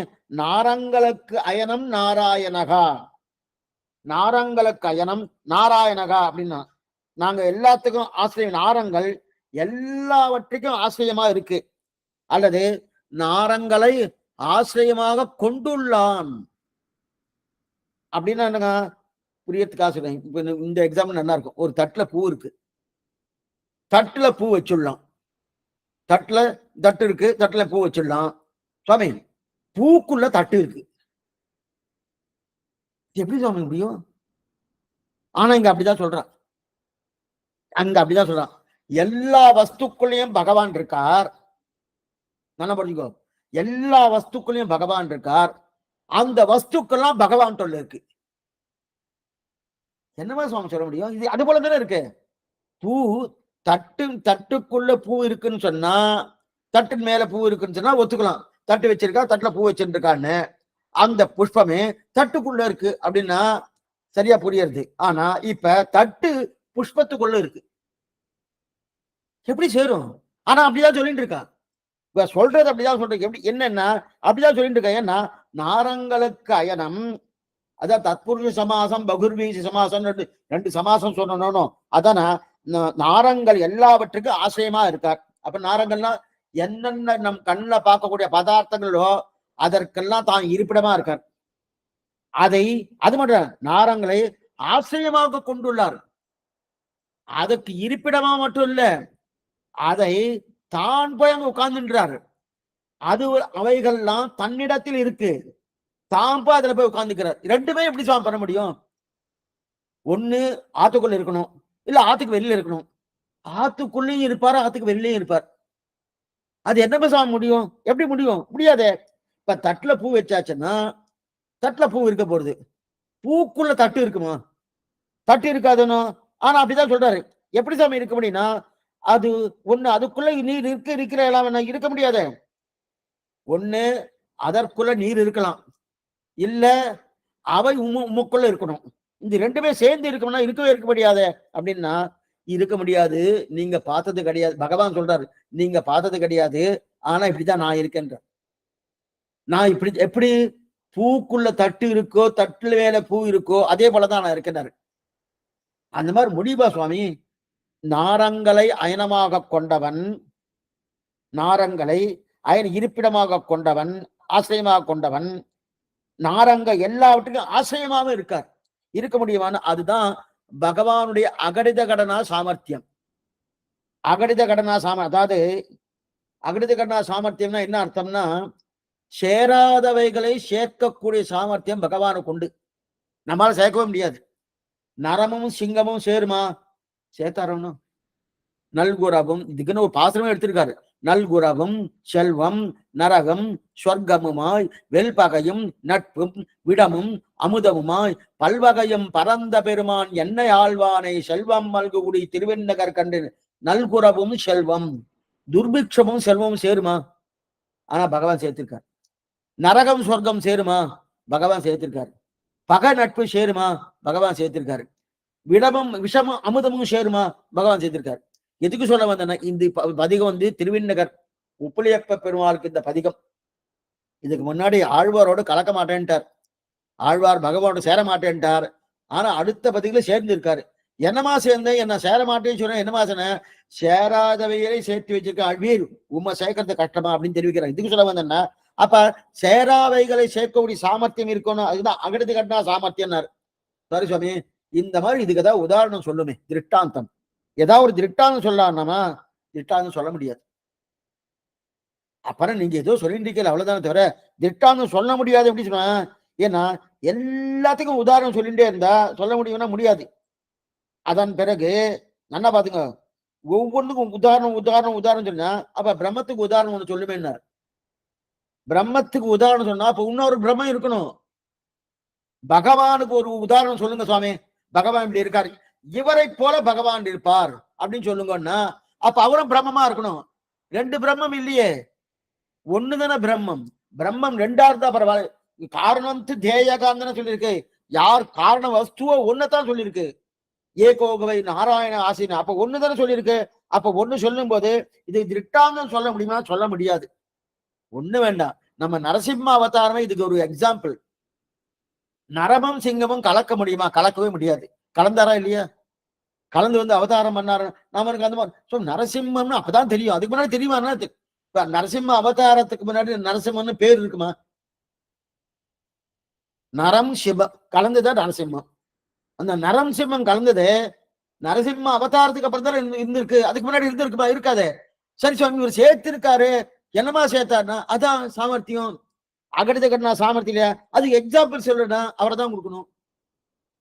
வேற எதையும் சொல்ல முடியாது. இப்ப பகவானுடைய 2 திருவடி இருக்கணும். இந்த திருவடிக்கு சமானம் அந்த திருவடி, அந்த திருவடிக்கு சமானம் இந்த திருவடி அப்படின்னு. அங்காவது 2 இருக்கு. அதே போல இந்த பிரம்மத்துக்கு சமானம் இந்த பிரம்மம், இந்த பிரம்மத்துக்கு சமானம் இந்த பிரம்மம் சொல்ல முடியுமானா பிரம்மம் ஒண்ணுதான் இருக்கு. திருவடியாவது 2 இருக்கு. இந்த திருவடிக்கு சமானம் இந்த திருவடி, இந்த திருவடிக்கு சமானம் இந்த திருவடி அப்படின்னு சொல்லலாம். அதே போல பிரம்மம் 2 இருக்கா? இல்லையே, ஒண்ணுதானே இருக்கு. ஒண்ணு இருக்கிறபடியாலே இந்த பிரம்மத்துக்கு எக்ஸாம்பிள் கொடுக்க முடியுமா? திருஷ்டாந்தம் சொல்ல முடியுமா? சொல்ல முடியாது. அப்ப திருஷ்டாந்தம் சொல்லியாச்சுன்னாலே பிரம்மம் 2 ஆயிடும், இன்னொரு பிரம்மம் ஆகிடும். அப்ப பிரம்மத்து ஒன்றாத்தான் இருக்குமே தவிர 2ஆ ஆக்கப்படி. ஆக திருஷ்டாந்தம் எல்லாத்துக்கும் சொல்லவே முடியாது. சிலதெல்லாம் நம்ம சாஸ்திரபூர்வமா பூர்ணமா நம்பிதான். ஒரே ஒரு விஷயம் சொல்றேன், நல்லா கேட்டுங்க. சர்க்கரை இனிப்பா இருக்கு, எது போலன்னு கேட்டான். வெள்ளத்தை போலன்னு சொன்னேன். வெள்ளம் எது போல இருக்குன்னா பனங்கள் கண்டு போலன்னா. பனங்கள் கண்டு எது போலன்னா சாமானிய கல்கண்டு போலன்னார். இப்படியே கேட்டுட்டே போயிட்டே இருந்தார். அப்ப கேட்டுட்டே போயிட்டே இருந்தா அதுக்கு முடிவு எங்க? முடிவு என்ன வருது? அப்ப வெள்ளம் என்கிற ஒரு வஸ்து இனிப்பாதான் இருக்குன்னு முடிவு பண்ணும். அதுதான் பிரமாணம் முடிவு. அதே போல பிரம்மத்துக்கு அகடித கடனா சாமர்த்தியம் உண்டு. சாஸ்திரம் சொல்லி இருக்கு. அந்த சாஸ்திரம் சொன்னபடியாலே அதை பூர்ணமா நம்பிட்டு தான் நம்ம பண்ணணும். இது சொல்லணும்னா அப்ப எல்லாத்துக்கும் திருட்டான்னு சொல்ல முடியுமா? சொல்ல முடியாது. ஆனா இது இருக்கு, அதுல இது இருக்கு, அது இருக்கு, அதுல இது இருக்கு, இது இருக்கு, எல்லாம் புரியது உண்டு, வாஸ்தவம். ஆனா பகவதி சாமானியமா லோகத்துல இதற்குள்ள அது இருந்தா அதற்குள்ள இது இருக்காது. லோகத்துல அப்படிதான். ஒருத்தர் இங்க இருந்தாருன்னா அங்க இருக்க மாட்டார், அங்க இருந்தாருன்னா இங்க இருக்க மாட்டார். ஆனா லோகத்துல தான். பகவதி விஷயத்துல அப்படி இல்லை, இங்கேயும் இருப்பார் அங்கேயும் இருப்பார். இது யாரு? அக்ரூரர் ஐஷனோட போயிருக்கார். போன உடனே அங்கிருந்து தேர் ஐஷன் வந்தார். யமுனா கரைக்கு வந்த உடனே நான் போய் சஞ்சாவனம் பண்ணிட்டு வரேன் அப்படின்னார் அக்ரூரர். சரி சஞ்சாவனம் பண்ண போறாரு, போட்டுன்னு போனார். போன உடனே அந்த யமுனையில இறங்கினார். இறங்கி அப்படி தீர்த்தத்தை எடுக்கும்போது அங்க கண்ணன் பலராமன் 2 பேரும் அங்க உள்ள இருக்கா. நம்ம தேர்ல தானே விட்டுட்டு வந்திருக்கோம், இவர்தான் இங்க வந்திருக்காளே அப்படின்னு தேரை பார்த்தா தேர்லயே இருக்கார். அந்த தேர்லயே இருந்துட்டு இருக்கார். அடுத்து இங்க பார்த்தா இங்கே இருந்துட்டு இருக்காரு. அது என்னமா சுவாமினா பகவானுக்கு மட்டும்தான். அதுக்கு எக்ஸாம்பிள் சொல்ல முடியுமா? அப்ப 2வது பிரம்மம் வந்துருமோ? இதுக்கு சொல்ல வந்தேன்னா அந்த மாதிரி இதுக்கு புரியலைன்னா பகவத் விஷயம் அப்படிதான் இருக்கும். ஆக ஜெகத் அத்தனையும் பகவான்ல இருக்கும், அவன் ஜெகத்துல இருக்கான். என்ன புரிஞ்சுக்கோ? ஜெகத் சர்வம் சரீரந்தே, ஜெகத் அத்தனையும் அவனிடத்துல இருக்கு, அவன் ஜெகத்துல இருக்கான். மறுபடியும் இதே குழப்பம் கிடையாது. பகவானே ஜெகத்தாகவும் இருக்கான், அந்த ஜெகத்துக்குள்ளே பகவானும் இருக்கான். இந்த 2 உண்டாவணும்னா உண்டு. இது பகவானுக்கு மட்டும்தான் உண்டு, யாருக்கும் கிடையாது. அதத்தான் அகடித கடனா சாமர்த்தியம். அகடித கடனா சாமர்த்தியம் தெரிவிக்கிறா இருக்கு இல்லையா? அப்ப ஒண்ணுக்கொண்ணு விட்டு பிரியாம இருக்கிறியா? இந்த இடத்துல பிரியாம இருக்க, அதைத்தான் இங்க தெரிவிக்கிற. சரி சுவாமி, இவ்வளவு தூரம் நீங்க சொல்லிட்டு இருக்கேலே, ராமானுஜர் மனசுல இவரெல்லாம் பூந்தா பூந்தா பூந்தா பூந்தான்னு சாமானிய சாஸ்திரமே கண்ணனுடைய மனசுலதான் பக்தர்கள்லாம் இருக்கான்னு சொல்றா இல்லையா? இப்ப கூரத்தாழ்வாரு திருவுள்ளத்தை ராமானுஜர் என்னமா வந்தார்? கண்ணனுடைய மனசுல தானே எல்லாரும் போவா. கண்ணன்களே நன்னும் மனவடையர் என்னும் திருநாமும் தின்னம் நாரணமே என்று கண்ணனுடைய மனசுல தானே பக்தர்கள்லாம் இருக்குமா போல சொல்லியிருக்கா. இப்ப கூரத்தாழ்வாருடைய திருவுள்ளத்துல ராமானுஜர் வருவாரான்னா நல்லன்பர் மனத்தகத்தே விபுவான மனசில் வைக்க முடியுமான்னா எப்படி சுவாமி? விபுவானது எப்படி விபுனா? ராமானுஜர் விபுன்னு தானே பார்த்தோம். விபுனா ரொம்ப பெரியவர், ரொம்ப பெரிய ராமானுஜரை கூரத்தாழ்வார் தன்னுடைய திருவுள்ளத்துல வைக்கிறார்னா வைக்க முடியுமா சுவாமி? அது உள்ளதான் போகுமா? என்னமா வைக்க முடியும்? 2வது உள்ள போயாச்சுன்னா அவர் இடுக்குன்னு உட்கார்ந்துட்டு இருப்பாரா? அவன் இடமே இல்லை, இடமே இல்லை. சில பேர்லாம் ஒருவரானார் படுக்கலாம், இருவரானார் உட்காரலாம், மூவரானார் நிற்கலாம் அப்படின்னு திருக்கோவில் இடைகழி தேகலீசன் அந்த பெருமாள் பண்ண மாதிரி அந்த மாதிரி இருக்குமான்னா அந்த மாதிரி இடுக்குன்னு இருப்பாருன்னா நல்லா தான் இருக்கார். அப்ப அது உள்ளுக்குள்ள இருக்க முடியுமா? இருப்பான்னு ஒரு நம்பிக்கை, அந்த நம்பிக்கையில தான் உள்ளுக்குள்ள வச்சிருக்காரு. கண்ணன் இதுக்கு இன்னொரு எக்ஸாம்பிள் சொல்றேன். இப்ப ராமானுஜருக்கு எப்படி எக்ஸாம்பிள் சொல்றான். இப்ப ராமானுஜர் இடுக்குண்டு இருப்பாரா, உள்ளுக்குள்ள போயிட்டு வரான்னா கண்ணன் விபூதனே. ஆமா, கண்ணன் விபூதன் மிகப்பெரியவன் தானே. ஆமா, அந்த கண்ணனை கட்டினாளா இல்லையா யசோத? கட்டுன்ன பண்ணிய பெருமாயன் என்ன செவிச்சுட்டு இருக்க போனோம். கண்ணை யசோத கட்டினாலும் அப்ப பகவான் விபுவான பகவானை யசோதை கட்டியிருக்கா. அது மட்டும் இல்ல, அதே விபுவான பகவான் யாரோ யோக பிரபாவம் தெரிஞ்சவாள்னா அவ தன்னுடைய மனசுக்குள்ள கொண்டு வச்சுள்ளாருன்னு அந்த பகவான விபுவான பகவானை யோகம் தெரிஞ்சவா, அந்த யோக ரகசியம் நன்னா தெரிஞ்சவாள் அவ தன்னுடைய மனசுல கொண்டு வச்சிருக்கானோ, அதே போல குரத்தாழ்வார் மனத்துல ராமானுஜர் இருக்கார். குரத்தாழ் மனசுல ராமானுஜர் இருக்கார். சரி சுவாமி, இப்ப அமுதனார் என்ன தெரிவிக்கிறான் திருவங்கத்தவனார், இவ என்ன ஒண்ணு தெரியவே இல்லை இவாளுக்கு. விபு என்கிற ராமானுஜர் எப்படி அந்த திருவுள்ளத்துக்குள்ள இருப்பா, இது கூட அவளுக்கு புரியலையே. என்னமா புரியல? ஏன்னா நான் தான் முட்டாள்தனம் பண்றேன்னா நல்லன்பர்களும் இதே மாதிரி அவள் தெரியாம பேசிட்டு அறியாத்தனத்தால பேசுறாளே. என்னமோ ராமானுஜர் அவருடைய திருவுள்ளத்துல வைக்கிறேன்னு சொல்லிட்டு இருக்காளே. விபுவான ராமானுஜரை எப்படி திருவுள்ளத்துல வைக்க முடியும்? நான் தான் முட்டாள்தனமா பேசிட்டு இருக்கேன். ராமானுஜனை இன்னொரு மனசுக்குள்ள வைக்க போறேன் அப்படின்னு. அவன் சிறுபிலத்தனமா தெரியாத்தனத்தான பண்றான்னா, சிறுபிலத்தனம்னா என்ன அர்த்தம்? அது ஆகாசம். அந்த ஆகாச பொருளை வெளியில வச்சாதான் நன்னா இருக்கும். ஏன்னா விபு ஆகாசம் இல்லையா, அது வெளில வச்சாதான் நன்னா இருக்கும். புரியத்துக்காக ஒரு சொல்றேன். விறகு கட்டை, அந்த விறகு கட்டைய எதுக்கோ கொண்டு வந்தா, நல்லா தலிகப்படுறதுக்கு தான். தலிகை கொண்டு வந்தோடனே, சுவாமி ஜாகிரதையா இரும்பு பெட்டில வச்சு நல்லா பூட்டி நல்லா வச்சு ஜாகிரதையா வச்சுக்கணும். வெப்பாளா கொண்டு வந்தாச்சுன்னா அப்படி போடுவா, அவ்வளவுதான். அப்படி வேற கட்டையா அங்க போடு அப்படி புள்ளிட்டு போயிடுவா. அதுவே ஜாகிரதை படுத்துவாளா? அதெல்லாம் பண்ண மாட்டான் இல்லையா? அதே போல ஆனா அதே போல இது வான் பொருள்னா வான் பொருளை வெளிலதான் வைக்கணும், உள்ள வைக்கப்படாது. ஏன்னா விபுவாச்சே, இவ்வளவுதானே வைக்கணும். அப்ப அது அப்பதான் அதற்கும் நல்லது, நமக்கும் நல்லது. அதை கொண்டு வந்து இந்த இடத்துல வச்சாச்சுன்னா ராமானுஜர் அப்ப இடுக்குன்னு உட்கார்ந்துட்டு இருப்பாரா? ஓ, அந்த குரத்தாழ்வாடி திருவுள்ளத்துல வந்துட்டேன், இருந்தாலும் என்னால முடியல, நான் விபு இருக்குன்னு உட்கார்ந்து இருப்பாரா? அப்படி உட்காந்துருக்கேன்னா ராமானுஜர் இடுக்கணுமான்னா அந்த ஞானம் பேர்த்து இல்ல. ஏன் அந்த ஞானம் கூட இல்லையா சுவாமி அவர்கிட்ட? இவர்கிட்ட இல்லையா? வெளியில இருந்தா சாதகம், உள்ளுக்குள்ள இருந்தா கஷ்டப்படுவாரோ. அந்த ஞானம் கூட இல்லையான்னு தோணும் யாருக்கு? குரத்தாழ்வார் முதலாளவர். ஏன்னா அமுதனார் கேட்கிறார், இவெல்லாம் யாரை பத்தினவா? கண்ணனை பத்தினவா தானே. ராமானுஜனும் கண்ணனை பத்தினவா, அதே போல குரத்தாழ்வார் முதலையாண்டானும் கண்ணனை பத்தினவா. அப்ப கண்ணனுக்கு என்ன குணம் இருக்கும், அந்த குணம் தான் இவருக்கு வந்துருக்கு. அந்த ஞானம் கூட இல்லையா? விபுவான ராமானுஜரை தன்னுடைய திருவுளத்துல வைப்பதற்குண்டான சாமர்த்தியம் இல்லையே சுவாமி. அது முடியுமா சுவாமி? முடியாது அப்படின்ற ஞானமா இருக்கணுமோனோ. ஆனா வச்சுடுறா. எந்த நம்பிக்கை வைக்கிறா? வச்சுட்டா. அதனால நல்லன்பர் மனத்தகத்தே வச்சுட்டா. என்னமா வச்சுட்டான்னா இவருக்கு அது கூட தெரியலையேன்னா. ஏன் தெரியாம விடுத்து? எந்த தெய்வத்தை பத்தினாலும் அந்த தெய்வத்துக்கு தெரியல, அதேதான் இவளுக்கு வந்துடுத்து. சில தெய்வத்துக்கு இருக்க குணம் அதே குணம் இவாளுக்கு வந்துடும், அவருடைய அன்பர்களுக்கு. இந்த கண்ணனுக்கு இந்த மாதிரி சிலதெல்லாம் தெரியாதான். சிலதெல்லாம் ஞானமே இல்லையா கண்ணனுக்கு. என்னமா சுவாமி ஞானம் இல்லைன்னா, சிறு வயசுல தோட்ட கதவை திறந்துட்டு உள்ளுக்குள்ள ஆத்துக்குள்ள போயிட்டு வெண்ணெய் திருடணும். அந்த நீங்க கிராமத்து பக்கம் போனேன்னா தோட்டத்துக்கு படல் கதவுன்னு ஒன்று போட்டிருப்பா. படல் கதவுன்னா இலை சத்தை அதெல்லாம் ஒரு கொம்புல கட்டி கைத்தை போட்டு கட்டி அதுக்கு கதவு மாதிரி போட்டுருப்பா. அது ஒன்றும் கதவே கிடையாது, சும்மா இழுத்தா எல்லாம் வந்துடும். ஆனா அந்த மாதிரி கதவை போட்டிருப்பா. எதுக்கு போட்டிருப்பான்னா ஆடு மாடெல்லாம் உள்ளுக்குள்ள வரக்கூடாதுன்றதுக்காக அதை போட்டு வச்சிருப்பா. அந்த படல் கதவு போட்டிருக்கு. உள்ளுக்குள்ள போய் வெண்ணெயை சாப்பிடணும். கண்ணனுக்கு உள்ளுக்குள்ள போய் வெண்ணெயை சாப்பிடணும். இது என்ன அது இந்த மாதிரி போட்டிருக்குன்னு வரான். அந்த படல் கதவை திறக்கிறதுக்கு ஒரு சாமர்த்தியம் வேணும். கயத்தை தான் போட்டு கட்டியிருப்பா. கயத்தை போட்டு கட்டியிருந்தா கூட அந்த கயத்தை அவுக்கிறது எப்படி அவுக்கிறது, அதுக்கு ஒரு ஞானம் வேணுமோனோ. அந்த ஞானம் கூட கண்ணனுக்கு இல்லை. அவுத்து பார்த்தான், இத்தனையும் முயற்சி பண்ணி பார்த்தான், கிடைக்கல. என்ன பண்றதுன்னு தெரியல. எப்படியா உள்ள போய் ஆகணும், என்ன பண்றதுன்னு தெரியல. அடியில கீழே அந்த படல் கதவு இருக்கணும், கீழே கொஞ்சம் கேப் இருக்கு, இடைவெளி இருக்கணும். அந்த இடைவெளியில நல்லா குழிஞ்சு உள்ள போயிட்டு அந்த பக்கம் போயிட்டு வெண்ணெயை சாப்பிட்டுட்டான். இதை கோபிக்க பார்த்துட்டா. இவனை கையும் கலவனா பிடிக்கணுன்றதுக்காக என்ன பண்ணா, இந்த மாதிரி எத்தனை நடந்துட்டு இருக்கு. கையும் கலவனா பிடிக்கணுன்றதுக்காக என்ன பண்ணினா, ஒரு நாள் என்ன பண்ணா, படல் கதவே போடாம திறந்து விட்டுட்டான். கதவே போடல, திறந்து விட்டுட்டான். கண்ணன் அங்கிருந்து நேரா வந்தான் திருடுறதுக்காக. வந்து நின்று பார்த்தா கதவை காணும்.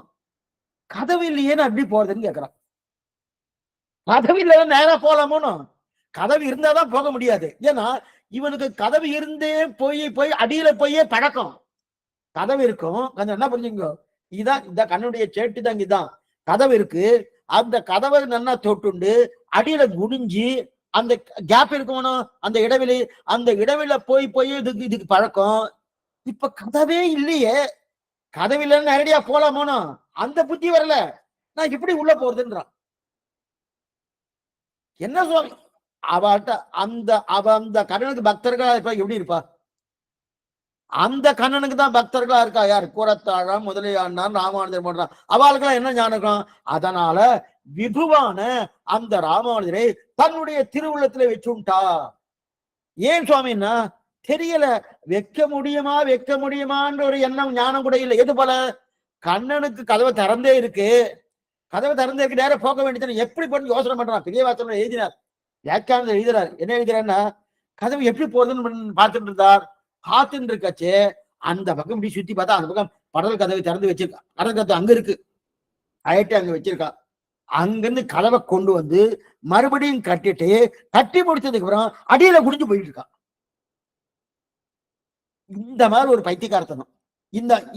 அந்த தெய்வத்தை வணங்கினா எப்படி இருக்கா? இது சொன்னா போயிருக்கா இல்லையா? அதே போல இப்ப இவங்கெல்லாம் அப்படியே வைப்பாய வான்தகத்தே அப்படின்னு தெரிவிக்கல. வைப்பாய வான்பொருள் என்று நல்லன்பர் மனத்தகத்தேன்னு தெரிவிக்கிறா இல்லையா? அப்படி இருக்கச்சுதே அந்த கண்ணுடைய திருவடிகள் பற்றினவர்கள் தானே இவர்கள்லாம். அப்ப வான் என்று எங்கேயோ இருக்கு, எங்கே இருக்க செய்த அதை வெளியில வச்சு உள்ளுக்குள்ள போனோம்னா அது கூட தோணல. அப்படி இருக்கச்சே மனத்தகத்தே எப்போதும் வைக்கும் ராமன் இங்குதான் இருக்கிறன்னு நினைக்கிறார் இல்லையா? ஆக ராமானுஜர் இந்த நல்லோர்கள் மனத்தில் இருக்கிறார். நான் பெரியவன் என்று பார்ப்பதே கிடையாது. அவருக்கு என்னன்னா, நான் எவ்வளவு பெரியவன். இந்த மனசுக்கு சில பேர்லாம் சில கல்யாணத்துக்கு கூப்பிட்டா வரமாட்டேன். அந்த கல்யாணத்துக்கெல்லாம் நான் வரணுமா? எனக்கு கௌரவமே கிடையாது. அது சாமானிய கல்யாணம், பெரிய இடமா இருந்தா சொல்லுங்க வரேன் அப்படின்னுவா. அப்பனா அவ பிரதிநிதி அனுப்புவா, அவ போமாட்டா. அதே போல இந்த ராமானுஜர் தன்னுடைய பிரதிநிதி அனுப்பலா போனோம். இவர் உள்ளுக்குள்ள போனோம்னா இவர் தன்னை பெரியவன்னு பார்த்ததே கிடையாது. வெறுமனே கூப்பிட்ட உடனே அவர் என்ன எத்தையும் நினைக்கிறதே கிடையாது. அப்படியே வந்துட்டார் சுவாமி. கூப்பிட்ட உடனே ராமானுஜா ராமானுஜா ராமானுஜா. அதுவும் உள்ள முருகி ஒரு வார்த்தை சொன்னால போறோம், எத்திராஜா ராமானுஜா. இது திருத்தேர் அன்னைக்கு பாக்குறோம். நீங்க ஸ்ரீபெரும்புதூர்ல திருத்தேர் அன்னைக்கு அந்த பெண்கள் ஒவ்வொரு ஆண்டாள் கோஷ்டிக்கு கூப்பிடுவார்கள். அந்த தேரை இழுக்கச்சு, அது வடம்பிடிச்சு இழுக்கச்சு, எத்திராஜா ராமானுஜா எத்திராஜா ராமானுஜா சொல்லிட்டே இழுட்டு இருக்கா இல்லையா? எதுவும் சொன்ன அந்த மாதிரி கூப்பிட்டால போற வந்துடுறாரு இல்லையா சுவாமி? அப்படி ரெண்டாவது, இந்த மனசுக்கு அவயவமே கிடையாது. எங்க வெப்ப மனசு சுவாமி? மனசு உள்ள இருக்கணும், அதை எடுத்து இப்படி வெளில வைக்கலாமணும். நமக்கெல்லாம் ஆபரேஷன் பண்றாலும், ஹார்ட் ஆபரேஷன் பண்றான், மனசை கொண்டு வந்து கொஞ்சம் வெளில வச்சிருக்கோம் அப்படின்னு சொல்லி வச்சுக்க, எங்க இருக்குன்னு தெரியாது. அதுக்கு அவயவமே கிடையாது. அது ஒரு ரூபம் உண்டா? அதுக்கு மனசுக்கு ஏதாவது ரூபம் இருக்கா? அவயவமே கிடையாது. அப்ப அப்படி இருக்க செய்து அது உள்ள வைக்கணும்னு பாக்குறா இல்லையா? அப்ப அப்படிப்பட்ட அந்த விலை மதிப்பில்லாத ரத்னம் கிடைச்சா எப்படி செப்புல வைக்கிறாரோ அந்த மாதிரி வைக்கிறார். எப்போதும் வைக்குமே ராமானுஜனை. ஒரு ரத்னம் கிடைச்சது, விலை மதிப்பில்லாத ரத்னம் கிடைச்சதுன்னு வச்சுக்கேன், அந்த ரத்னத்தை நன்னா கொண்டு வந்து ஒரு செப்புல வெட்டி ஜாகிரதை படுத்துறாளோ அந்த மாதிரி ராமானுஜன் இங்க ரத்னம் கிடைச்சது வைக்கிறா. அதை தான் தெரிவிக்கிறார். ஆகா, அனர்த்தமாக இந்த லோக விலட்சணமான மகாதனத்தை தங்களுடைய நெஞ்சினுள்ளே எப்போதும் வைக்கும். பூத பவிஷ்யத்து வர்த்தமாக காலத்திலே வைக்கும். பூத காலத்தில் நம்மாழ்வார் கலியும் கடும் கண்டு கொண்மின் பொலிக பொலிக பொலிக என்று வரை வியாக்கியானம் வாசிக்கிறேன். பொலிக பொலிக பொலிக என்று வரை மங்களாசாசனம் பண்ணா நிற்கையாலம் ஆள வந்தார். இவருடைய பிரபாவத்தை கேட்டொள்ளி பெருமாள் கோயிலுக்கு எழுந்தருளி கரியமாணிக்க பெருமாள் சன்னதியில் இருந்து இவரை மங்களாசாசனம் பண்ணினாராகையாலும் இது ஆள வந்தார். ஸ்ரீமன் நாதமணிகள் ஆழ்வார் சம்பிரதாயத்திலே இவருடைய விக்கிரகத்தை பெற்று சர்வகாலமும் ஆராதித்துக் கொண்டு போந்தவராக நல்லன்பர் மனத்தகத்தே எப்போதும் வைக்கும் என்ன தட்டையில் இறையரே. இந்த இடத்துல சரி சுவாமி வச்சுட்டார், அவருக்கு இன்னும் ஞானம் இல்லாம தான் வச்சுட்டார். வச்சதுக்கு அப்புறம் எப்படி வச்சார்? எப்போதும் வைக்கும். எப்போதும் வைக்கும் எப்படின்னா, இந்த ரத்னத்தின நெஞ்சில வைக்கலாம் இல்லையா? எப்போதும் வைக்கும். எப்போதும்னா இறந்த காலம், எதிர்காலம், நிகழ்காலம், 3 காலத்துல வைக்கிறான்னு. அதான் பூத காலம், பவிஷ்யத்து காலம், வர்த்தமான காலம். நல்லா பாருங்க, வர்த்தமான காலம்னா நிகழ்காலம் அர்த்தம், பூத காலம்னா கடந்த காலம் அர்த்தம், இறந்த காலம். அதே போல பவிஷ்யத்துனா வரப்போற காலம். அப்ப 3 காலத்திலும் இருக்காருன்னு இப்ப நமக்கு சந்தேகம் வரும். முக்காலத்திலும் வைக்க முடியுமா? புரியறதுக்காக முதல்ல இந்த கேள்வி என்னன்னு முதல்ல சொல்லிடுறேன். இப்ப ராமானுஜரை தன்னுடைய திருவுள்ளத்திலே குறத்தாழ வைக்கிறார். அவர் இருக்கிற பரியந்தம் வைக்க முடியும். அதற்கு மேற்கொண்டு அவர் வைக்க முடியுமா? வைக்க முடியாது. அப்ப எக்காலத்துல குறத்தாழ்வார் பிறக்கத்துக்கு கூறத்தாழ்க முன்னாடியும் அவருடைய திருவுள்ளத்திலே வைக்கணும். கூறத்தாழ்வாருக்கு பின்னாடியும் வைக்கணும். கூறத்தாழ்வார் நிகழ்காலத்திலும் வைக்கணும்.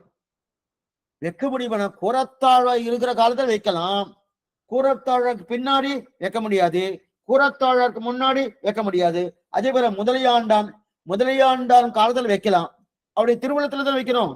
வைப்பாய வான்பொருள் இருந்து நல்லன்பர் மனத்தகத்தே திருவுள்ளத்துல இருந்து வைக்கணும். அப்ப முதலியாண்டான் காலத்துல வைக்கலாம்.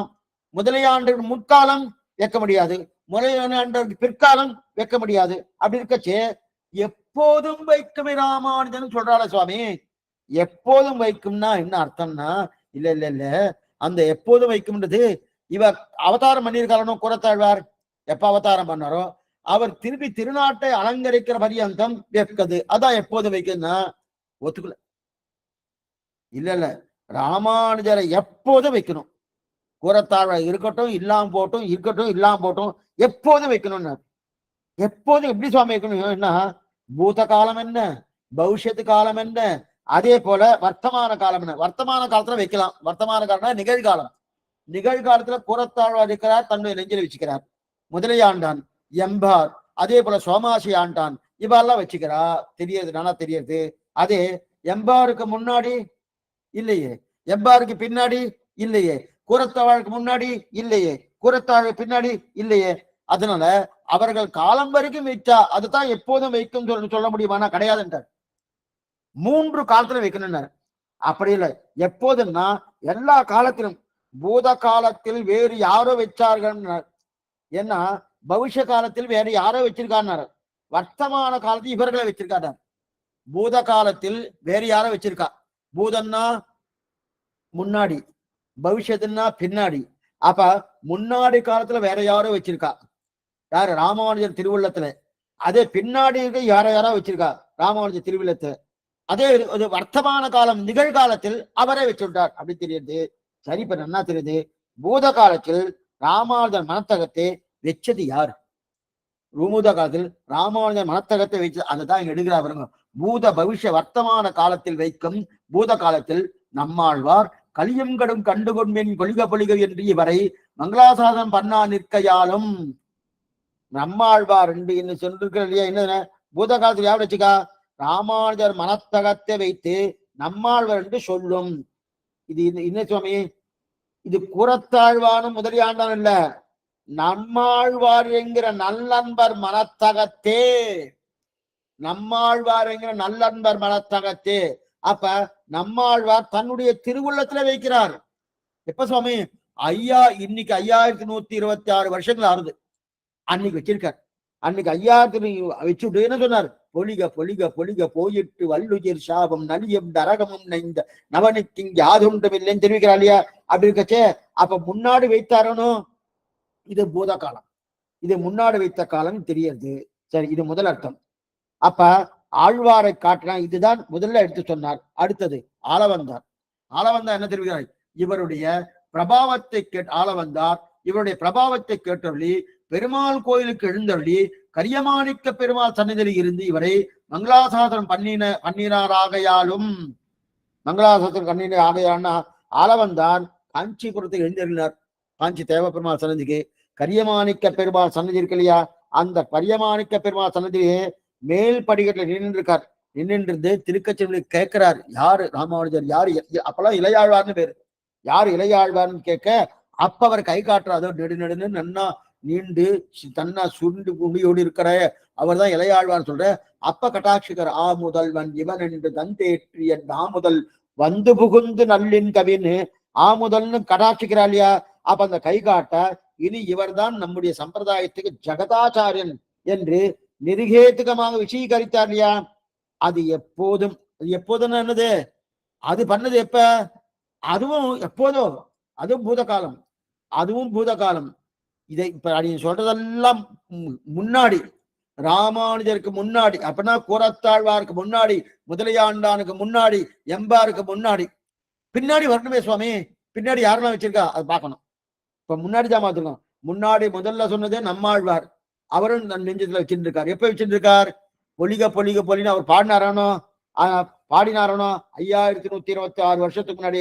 அப்ப அவர் மனத்தகத்தை வச்சிருக்கார். அதுக்கப்புறம் ஆளவந்தார் ஆமுதல்வன் கட்டாட்சி எத்பதாம் போது அத்தியா, இவரே சொல்லிக்கிறார், சுவாமி ராமானுஜரே தெரிவிக்கிறார், எத்பதாம் போர் அத்தியாய விஸ்வஸ்தான அசேஷ கல்மஷகா வஸ்துதாம் உபயாத்தோகம் யாகுனேயம் நமாமி தன்னு. அந்த ஆளவந்தாவுடைய கட்டாட்சம் இல்லைன்னா நான் ஒரு ராமானுஜர் இல்லை, ஒண்ணுமே இல்லை, அவஸ்துவா இருந்தேன். அதை வஸ்துவா ஆக்கினதை என்ன சுவாமி ஆளவந்தா தான் தெரிவிக்கிறார். அப்படி இருக்கச்சே இந்த ஆளவந்தார் பண்ண அந்த நல்லன்பர் மனத்தகத்தேன் தெரிவித்தார். அடுத்து நாதபணிகள், நாதபணிகள் பண்ணியிருக்காருன்னா ஆழ்வார் பௌத்தசாச்சாரி விக்கிரகத்தை பெற்றுண்டாரணும். பௌஷதாச்சாரி விக்கிரகத்தை வாங்கின்றத நாதமணிகள் தான் நாட்டது. ஆழ்வாட்டு வாங்கி ஏரியூர்ல பண்ணாரணும். ஏரியூர்ல கொடுத்தபடியாலே அந்த காலம் என்பது நம்மாழ்வார் அந்த காலம் தான் என்னது, அது பூத காலம். ஏன்னா கொடுத்திருக்காரு. இப்ப யாருன்னு கேட்க வருதா ராமானுஜர் பின்னாடி அவதாரம் பண்ண போறார், உம்முடைய நிலைக்கு தகுந்தார் போல அப்படின்னு தெரிவிக்கிறார் இல்லையா? அப்படி இருக்க செய்தே அதுவும் பூத காலம். ஆக 3 கிடைச்சிட்டு. ஒண்ணு நம்மாழ்வார் தான் 5ஆம் 10 2ஆம் திருவாய்மொழியிலே பொலிக பொலிக பொலிகன்னு மங்களாசாசனம் தன்னுடைய திருவுள்ளத்தில் இருத்தினார். இது முதல். அது கிட்டத்தட்ட 5126 வருஷங்கள் முன்னாடி.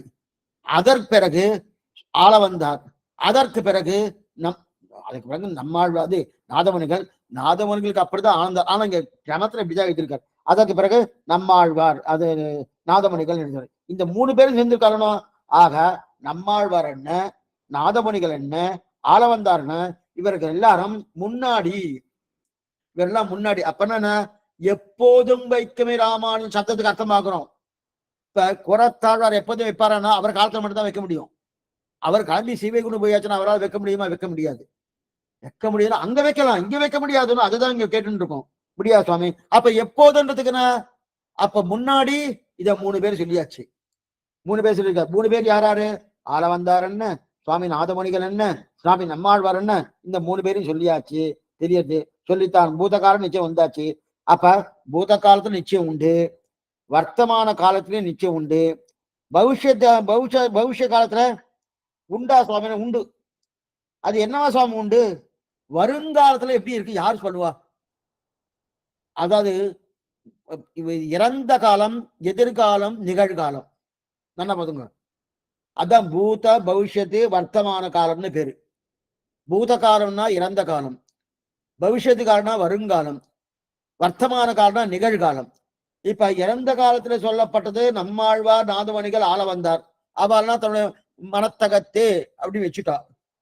அதே இப்ப நிகழ்காலத்துல குரத்தாழ்வான் முதலியாண்டோர் வச்சாச்சு.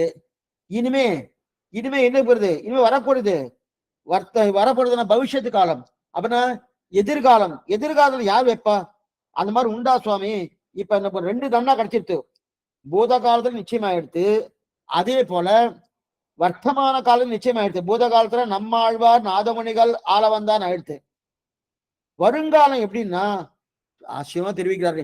நிச்சயமா நாம சொல்ல போறோம் நம்பிக்கையில வச்சுட்டாருங்க. நாம சொல்ல போறோம் என்ன, நாம ராமானுஜர் நம்முடைய திருவுள்ளத்துல வைக்க போகிறோம். எத்தனை நம்பிக்கை பாருங்க. அதனால்தான் தெரிவிக்கிறார். யாரு? திருவரங்கத்தை வந்திருக்கிறார். வைப்பாய வான்பொருள் என்று நல்லன்பர் மனத்தகத்தே. அப்ப நம்ம வைக்க போறோன்ற நம்பிக்கை வச்சுக்கிறாரு. அப்படின்னா என்ன அர்த்தம்? அப்ப நம்மாழ்வார் பொலிக பொலிக என்றாரோ அது நிச்சயம் ஆயிடுச்சு. அதுக்கப்புறம் ஆளவந்தார் ஆமுதல்வன் சொன்னாரோ அது நிச்சயம் ஆயிடுச்சு. அதுக்கப்புறம் நாதமணிகள் அந்த பௌஷதாச்சார விக்கிரகத்தை பெற்றாரோ அது நிச்சயம் ஆயிடுச்சு. அப்ப நாமும் நிச்சயமா அவரை கொண்டு வந்து நம்முடைய திருவுள்ளத்துல வைக்க போறோம் என்கிற நம்பிக்கையோடு தெரிகிறார். அதைத்தான் தெரிகிறார். ஆக எப்போதும் வைக்குமே ராமானுஜனை, எப்போதும். ஏன்னா மனசு எப்படிப்பட்டதுன்னு தெரிகிறார். பகவான் இருக்கும் இந்த இடத்துல பாருங்க, எப்போதும் வைக்குமே ராமானுஜனை வைக்கும், சேர்த்து வைக்கும்.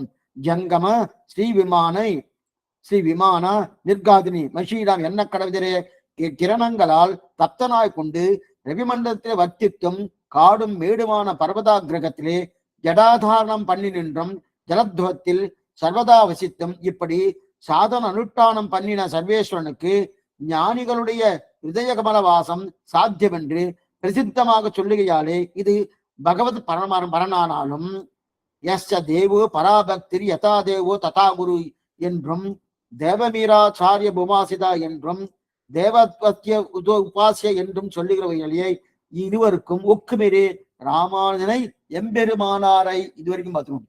எப்பொழுதும் வைக்கமே ராமானுஜனை தெரிவிக்கிறார் இல்லையா? எப்போதும் வைக்கணும்னா மனசு எப்படி வரும்னு சொல்றா பாருங்க.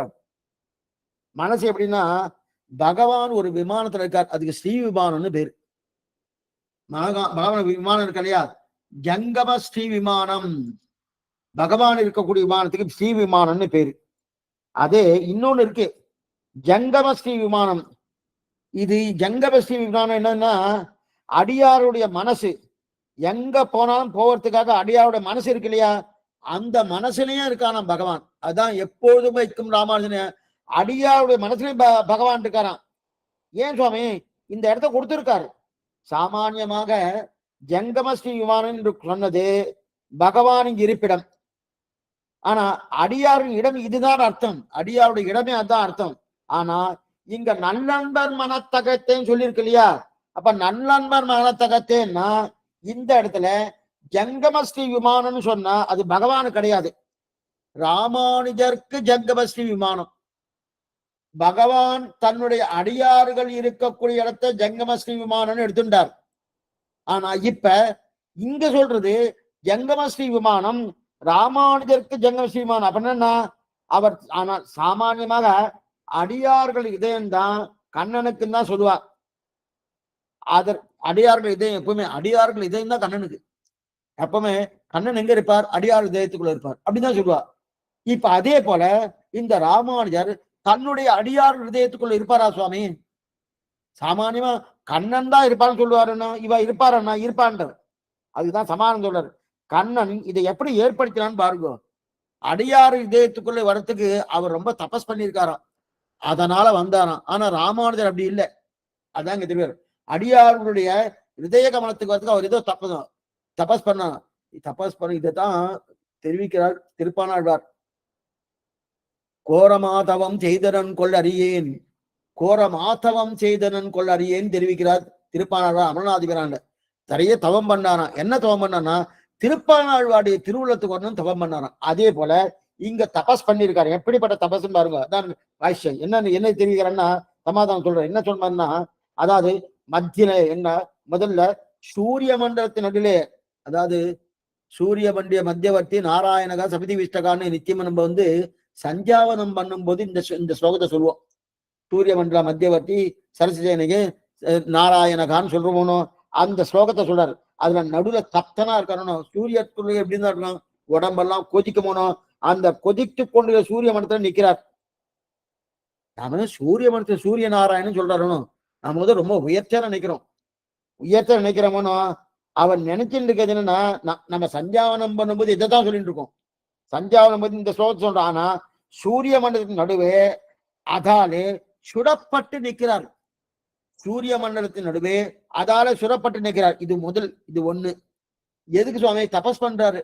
பக்தருடைய ஹிருதய கமலம் கிடைக்குமா, பக்தருடைய ஹிருதய கமலம் கிடைக்குமான்னு தபஸ் பண்றாரு. அப்ப சூரிய மண்டல மத்தியவர்த்தி நாராயணகா சமிதி விஷ்டகான்னு சொல்லிருக்கியா, அதைத்தான் தெரியும். இப்ப சூரிய மண்டலத்தின் நடுவுல அதாலே சுடப்பட்டு நிற்கிறார். இது முதன்னு. ஜடாதாரணத்தோடு நிற்கிறார் ராமன். இரண்டாவது ராமன். ராமன் எங்க நிற்கிறான்னா மால்யவான். மால்யவான்ல போய் நின்று, அதாவது ஆயிடுத்து வாலியை கொண்டாச்சு. கொண்டதுக்கு அப்புறம் இனிமேல் சீத்தையை போய் தேடணும்னா 4 மாசம் மழைக்காலம். மழைக்காலமா இருக்கணும். அந்த மழைக்காலம் 4 மாசம் போக முடியாது சுக்ரீவன் சொல்லிட்டான். சொன்னபடியே சரி சுக்ரீவா 4 மாசம் கழிச்சுவான்னு சொல்லியாச்சு.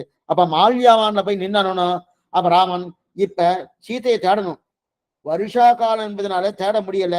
அப்ப மால்யவான் இருக்க அந்த மலைக்கு மேலே சடமுடி மேல நிற்கிறானா. அந்த மலை இருக்க மால்யவான் மலை இருக்கு இல்லையா, அந்த மலைக்கு மேலே சடமுடி மேல நிற்கிறான். அங்க ஒரு தபசு சடமுடி மேல நின்று இருக்கான். ஆக அப்படிப்பட்ட மலைக்கு மேலே சடைமுடியோடு நின்ற கோலம் 2வது. முதல் கோலம் சூரிய நாராயணன் என்று சொல்லக்கூடிய சூரிய மண்டலத்திலே நடுவிலே அந்த சூரியனாலே சுடப்பட்டு நிற்கக்கூடிய ஒரு கோலம், இது முதல் நிலை. இரண்டாவது, மலைக்கு மேலே, அது மால்யவான் மலைக்கு மேலே சடமுடியோடு நிற்கக்கூடிய நிலை, இது இரண்டாவது. முதல்ல தப்தனான சூரிய மண்டலத்தில் நின்றது, இரண்டாவது சடைமுடியோடு மலைக்கு மேலே நின்றது, மூணாவது இருக்கா சுவாமி? இருக்கு. பிரம்மாதி தேவர்கள்லாம் கேட்டது கொடுக்கறத திருப்பாட்டுல படுத்துட்டு இருக்காரணும். பார்க்கடலில் பையற்றுகின்ற பரமன் படுத்துட்டு இருக்காரணும். அப்ப நான் நினைக்கிறது ஜலத்துல நன்னா இருக்கிறார்கள், இப்போது நிற்கிறாருன்னா அந்த ஜலத்துல இருக்கிறது என்னன்னா, அந்த ஜலத்துல இருக்கிறதே சில சில ஜலத்துல நின்று நன்னா தபஸ் பண்ண வரணும், அந்த தபஸுக்காக தான் ஜலத்துல இருக்காராம். அப்ப திருப்பார்க்கடல் இருக்கிறதே தபஸுக்காக. ஆக அக்னி மத்தியில் இருந்தான், அதுதான் சூரிய நாராயணன். ஜலபத்தியில் இருந்தான், அதுதான் திருப்பார்க்கடல். பர்வத மத்தி, அதுதான் இந்த மால்யவான். இந்த மூணு இடத்துல எதுக்கு நிக்கிறான்னா, இப்படி எல்லாம் சாதனம் பண்ணி கொண்டு இருக்கிறேன், ஏதோ மகரிஷிகள்லாம் சாதனம் பண்றாரோனோ அந்த மாதிரி இவரும் சாதனம் பண்றார். என்னென்னவோ சாதனம் தபஸ் பண்ணிட்டு இருக்காரு, என்னென்னவோ சாதனம் பண்றாரு. என்ன சாதனம்னா ஒண்ணுமில்ல, பரமசிவனாரே அவரே தபஸ் பண்ணும்போது அவரு யாருன்னா நான் பண்ணிட்டு இருக்கச்சே தானே தன் தலையை வெட்டி வெட்டி வெட்டி வெட்டி போட்டுட்டே இருக்காராம். நிறைய சக்தி கிடைக்கணுன்றதுக்காக போட்டு இருக்க இல்லையா? அப்ப இது எதுவுமே நான் பண்ணது கிடையாது என்று. ஆக இப்ப பகவான் தபஸ் பண்றார். என்ன தபஸ் பண்றார்? பிரம்மாவை என்னென்னோ தபஸ் எல்லாம் பண்ணார், எத்தனையோ தபஸ், ஒன்னா ரெண்டா அத்தனை தபஸ் பண்ணார். ஏன்னா 1000 கால் பிரம்மா மலைக்கு மேலே குண்டூசி மேல நின்று தபஸ் பண்றார் 1000 வருஷ காலம். 1000 வருஷ காலம்னா நம்ம ஆயுஷ்ல தேவர்கள் ஆயுசு பிரகாரம் 1000 வருஷ காலம் குண்டூசி மேல நின்று தபஸ் பண்ணிட்டு இருக்காரு இல்லையா? இதுக்கு சொல்ல வந்தேன்னா அந்த மாதிரி தபஸ் பண்றார். அதே போல பகவான் தபஸ் பண்ணினார். எதற்கன்னா சாத்தியமான ஞானிகளின் இதய கமலத்தில் வருவதற்காக. இதத்தான் கோரமாதவம் செய்தனன் கொள் அறியேன்னு சொன்னேன். அப்ப அவனாதிபிரான்ல பெரிய தபஸ் பண்ணார. என்ன சுவாமி தபஸ் பண்ணா? திருப்பானாழ்வார் திருவுள்ளத்துக்கு ஒண்ணு போனோம், அது தபஸ் பண்ணிட்டு இருக்கேன் அப்படின்னா. அதே போல இங்க மகா ஞானிகள், சாத்தியமான ஞானிகள், அந்த ஞானிகள் இதய வர்றதுக்காக தபஸ் பண்றான்னா, ஆக பகவானுக்கு தானே இதய கமலம் வாசம் சாத்தியம் என்பார்கள். அப்ப என்னன்னா பகவான் தான் ஒவ்வொருத்தருடைய இதய கமலம் ஒருவான்னு தெரியுது. இப்ப ராமானுஜருக்கே இதய கமல வாசம் உண்டா? அதான் கேள்வி. என்ன கேள்வினா, சுவாமி பகவானுடைய ஹிருதய கமலத்துல, அதாவது இந்த ரிஷிகளுடைய இதய கமலத்துல, முனிவர்களுடைய ஹிருதய கமலத்துல பகவான் போறான்னு அந்த போகிறதுக்காக அவர் தபஸ் பண்றாரு, அதுக்காக அவர் போயிருக்காருன்னு தெரியறது. நிறைய கதைகளும் கேள்விப்பட்டிருக்கோம், புராணமும் சொல்லியிருக்கு அப்படின்னு எல்லாம் தெரியறது. ராமானுஜர் அந்த மாதிரி இருக்காரு சுவாமி, இன்னொருத்தர் இதய கமலம் போயிருக்கிறீரே அப்படின்னா, பகவான் என்னென்ன பக்தி இருக்கணும்னு சொல்லிட்டோ அது அத்தனையும் ஆச்சாரத்தை இருக்கணும் என்று சொல்லிட்டு ஒண்ணு எடுத்திருக்கார். அப்படின்னா பகவான்கிட்ட என்னென்ன பக்தி இருக்கணும் என்று சொல்லிட்டோ அது அத்தனையும் ஆச்சாரத்தை இருக்கணும்னு இருக்கு. அப்படின்னா அவனுக்கு ஜங்கம விமானம் எதுன்னா ஆச்சாரியனுக்குத்தான் ஜங்கம விமானம் தான் அப்படின்றார். பகவானுக்கு இல்ல அந்த ஜங்கம விமானம், ஆச்சாரனுக்கு தான். ஏன்னா என்ன வாக்கியம் அப்படித்தான் இருக்கு. ஏன்னா தேவனை போல ஆச்சாரியன் நினைன்னு சொல்லியிருக்கு இல்லையா? பகவான் எப்படியோ குருரேவ பரபிரம்மா பார்த்தோம். அப்ப பகவான் எப்படியோ அதை போல ஆச்சாரியன். அப்ப தேவனுக்கு இடத்தை கொடுத்தேன்னா ஆச்சாரனுக்கு மனத்தை கொடுக்காம போவார? மனசை கொடுக்காம போவார? இடத்தையே கொடுத்திருக்காரு, அந்த இடத்தையே கொடுத்திருக்காருன்னா அப்ப மனசை கொடுக்காம போவாளா? அப்ப தெய்வமாகவே கொண்டு ஆச்சாரியனை உபாசிப்பாய். அப்ப ஆச்சாரியன் வேற இல்ல, தெய்வம் வேற இல்ல. நீங்க என்ன சொல்லிட்டு இருக்கீர்? தெய்வத்துக்குத்தானே கண்ணனுக்குத்தானே உண்டு, பகவானுக்குத்தானே உண்டு இல்லையே? அந்த பகவானே தானே ஆச்சாரியன், அதனால இவருக்கும் உண்டு. அதான். அதனால அப்படிப்பட்ட ஆச்சாரியனை தெய்வமாகவே உபாசிப்பாய்னு சாஸ்திர வாக்கியமே இருக்கு. அது இருக்க செய்து அதைத்தான் இங்க என்ன தெரிவிக்கிறாரு, நீ அந்த மாதிரி நினைக்காதே. அவருக்கும் தன்னுடைய திருவுளத்துல வைக்கக்கூடிய ஒரு சாமர்த்தியம் என்பது கூறத்தாழ்வு. அதனால்தான் அவருடைய திருவுள்ளத்துக்கு போனார், கூறத்தாழ் திருவுக்கு போனால் தெரிவிக்கிறார். அடுத்து இருநிலத்தில் ஒப்பாரில்லாத அருவினையை மஞ்சனஞ்சில் வைத்து முப்போதும் வாழ்த்தும். இருநிலத்தில் அதி விஸ்தரியான இந்த பூமியிலே ஒப்பாரில்லாத என்னை போல பாவிஷ்டனாகினும் கிடைப்பேனான ஒன்று ஆராய்ந்தால் எனக்கு துல்லியரான பாவிஷ்டர் இந்த லோகத்திலே கிடையாமையாகலே சதிர்சல் இல்லாத ஒப்பார்னா சதிர்சர், ஒப்பார்னா எனக்கு சமமானவர், ஒப்பானவன சமமானவர். தன் ஒப்பார் இல்லப்பன் தெரிவிக்கிறார் இல்லையா, சமமானவன் கிடையாது. அப்ப ஒப்பார் சதிர்சல் அருவினையேன் பிராச்சித்தாதிகளை நிவர்த்திப்பிக்க வரிதாய் அவசியம் அது போக்தவிய கர்த்த கர்ம சுபாசுகம் என்கிறபடியே அனுபவிக்கிற ஆச்சரியமான பாவத்தை பண்ணின நான் இது வரைக்கும் பார்த்துருவோம். அதாவது என்ன தெரிவிக்கிறார், இருநிலத்தில் ஒப்பாரில்லாத அருவினையேன் மஞ்சனஞ்சில் வைத்து முப்போதும் வாழ்த்துவன் எண்ணாமிதவன் மொய்ப்புகழ்கே. இருநிலத்தில்னா இருநிலத்தில் ஒப்பாரில சதுரசல் இல்லாத சமமானவர் இல்லாத என்னை போல ஒருத்தரும் கிடையாது. அத்தனை பாபம் நான் பண்ணிருக்கேன். யார் சொல்றார்? திருவரங்க தோன்றா. அத்தனை அறிவினை ஏன் அத்தனை வினை பாபம் பண்ணியிருக்கேன். பிராயச்சித்தம் பண்ணலாம்னா அப்பவே முடியாது. அத்தனை பாவம். சரி சுவாமி, இத்தனை பாவம் பண்ணிட்டீனோ, பிராயச்சித்தம் பண்ணி இதையெல்லாம் போக்கிக் கொள்ளலாம்னா அதெல்லாம் முடியாது. பிராயச்சித்தம்னா போக்கிக் கொள்ள முடியாது. ஏன்னா கர்மத்தை நீ பண்ணினா என்றாலே அவசியம் அனுபவித்து ஆகணும். அவசியம் கர்மம், நம்ம என்ன கர்மமோ அந்த கர்மத்தை அனுபவிச்சே ஆகணும். இதைத்தான் நம்ம முன்னாடி பார்த்தோம். நியத்த கர்ம அநியத்த கர்மான்னு பார்த்தோம். பாருங்க, இந்த கர்மம் நம்ம என்ன கர்மம் பண்ணுமோ அதை அனுபவிச்சே ஆகணும். கர்ம பலமும் கிருபாபரணம் அனுபவித்தே ஆகணும்னு ஒரு சாஸ்திர வாக்கியம் இருக்கு.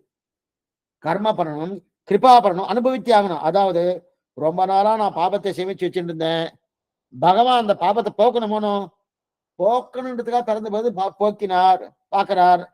அவர் மேற்கொண்டு பிறந்தான் நான் பாபத்தை வச்சுட்டு இருக்கேன். என்ன பண்ணார், நான் இப்படி பிறந்தேன், பகவான் அப்படி பிறந்தார். ஓ, இவன் பாபத்தை பண்ணிட்டே இருக்கானே, இந்த பாபத்தை போக்கணுமேன்னு சொல்லிட்டு ஒரு பாபத்தை போக்கிறதுக்கு கிட்டக்கு வர்றார்.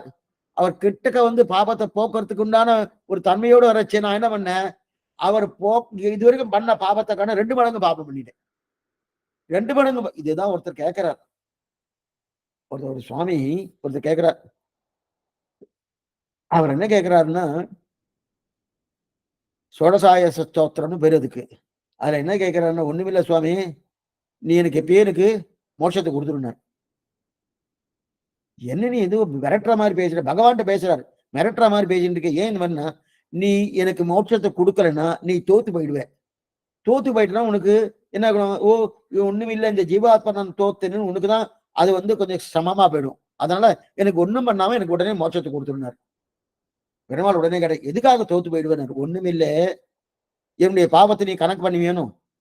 கணக்கு பண்ணினியானா அதுக்கு நரகத்தை தழுவி வேணும். ஆமா, நரகத்துல நான் அனுபவிக்கணும். ஆமா, அனுபவிச்சுட்டு திருப்பி என்ன பண்ண, திருப்பி நான் வந்து பாப்பம் பண்ண மாட்டேன்னு நினைக்கிறிய, நிறைய பண்ணுவேன்.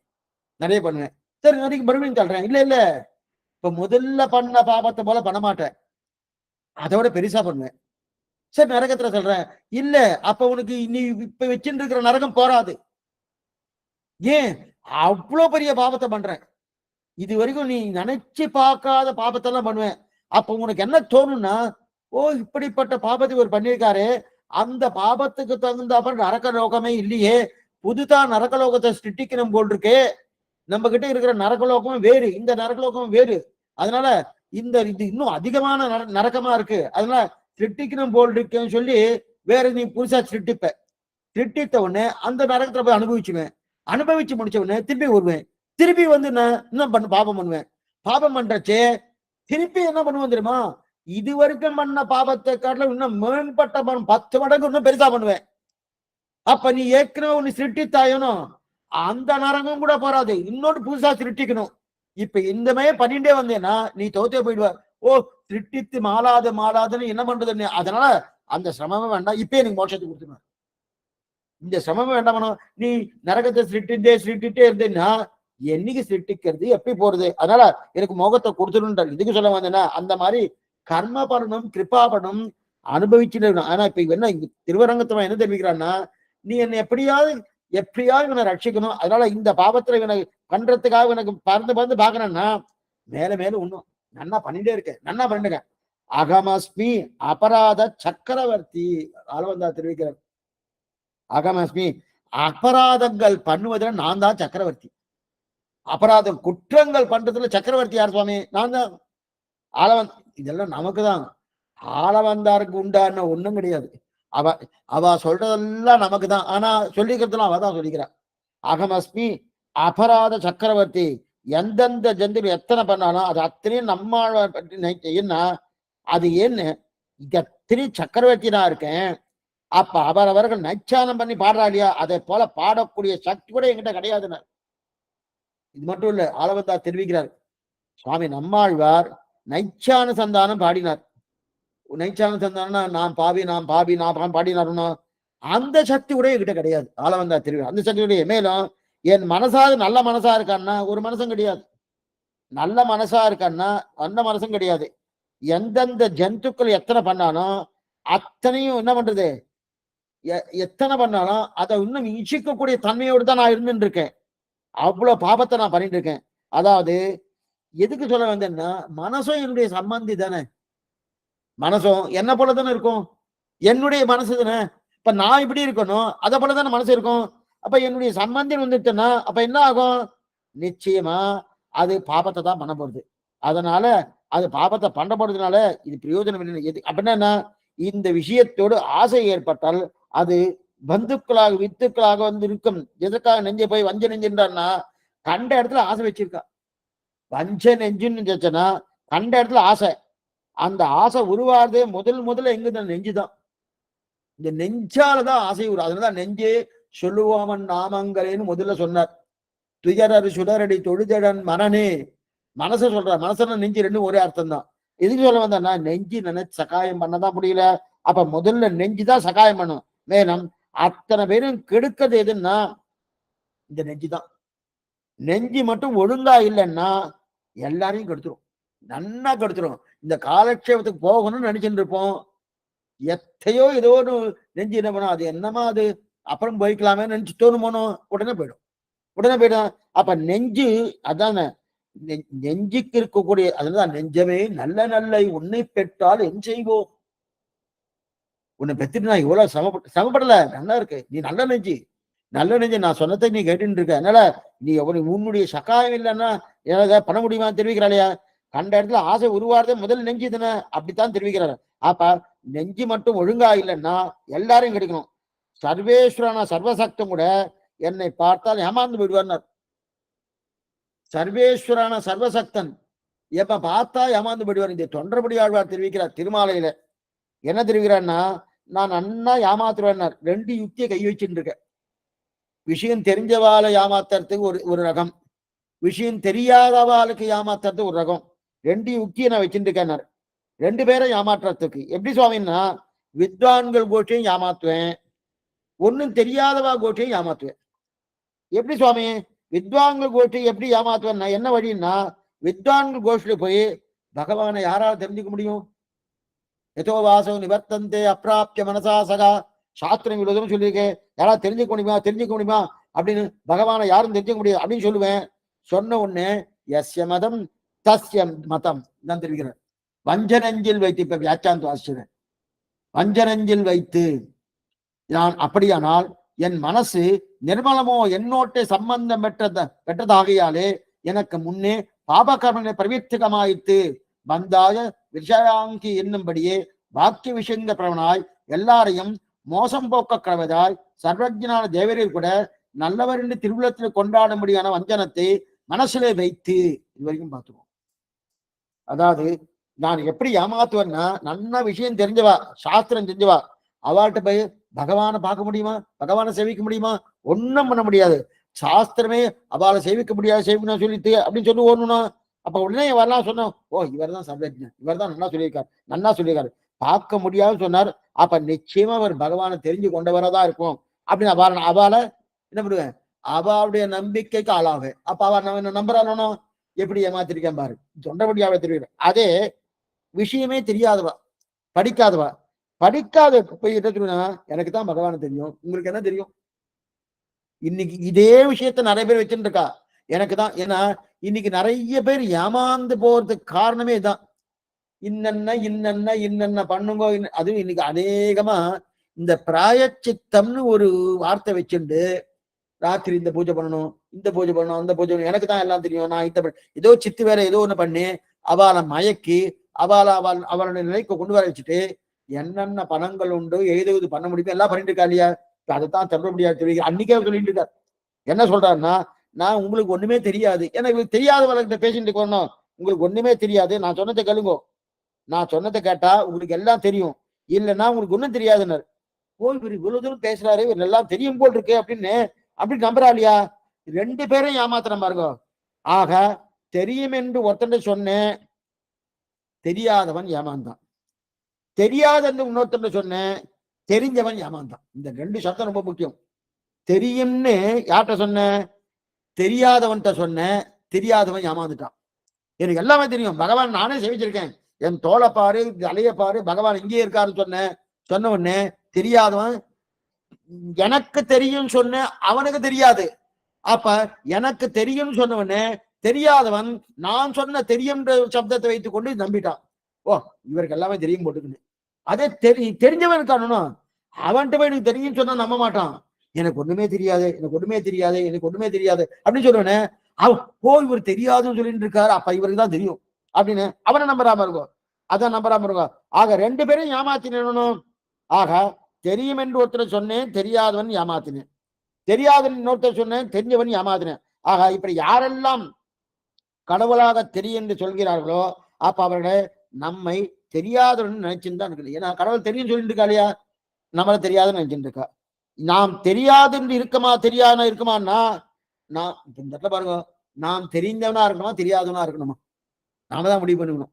சாம தெரிஞ்சவனா தெரியாதவனா, கடவுளை பத்தி தெரிஞ்சவனா தெரியாதவனா, நாம தான் முடிவு பண்ணணும். இதுக்கு என்னன்னா, நாம் அறியாதவனாக இருந்தால் இன்னொருத்தன் தன்னை அறிந்தவன் சொல்லி ஏமாற்றுகிறான் தான் முக்கியம். அந்த ஏமாற்றக்கூடிய நிலைக்கு தெரிவிக்கிறார் இல்லையா?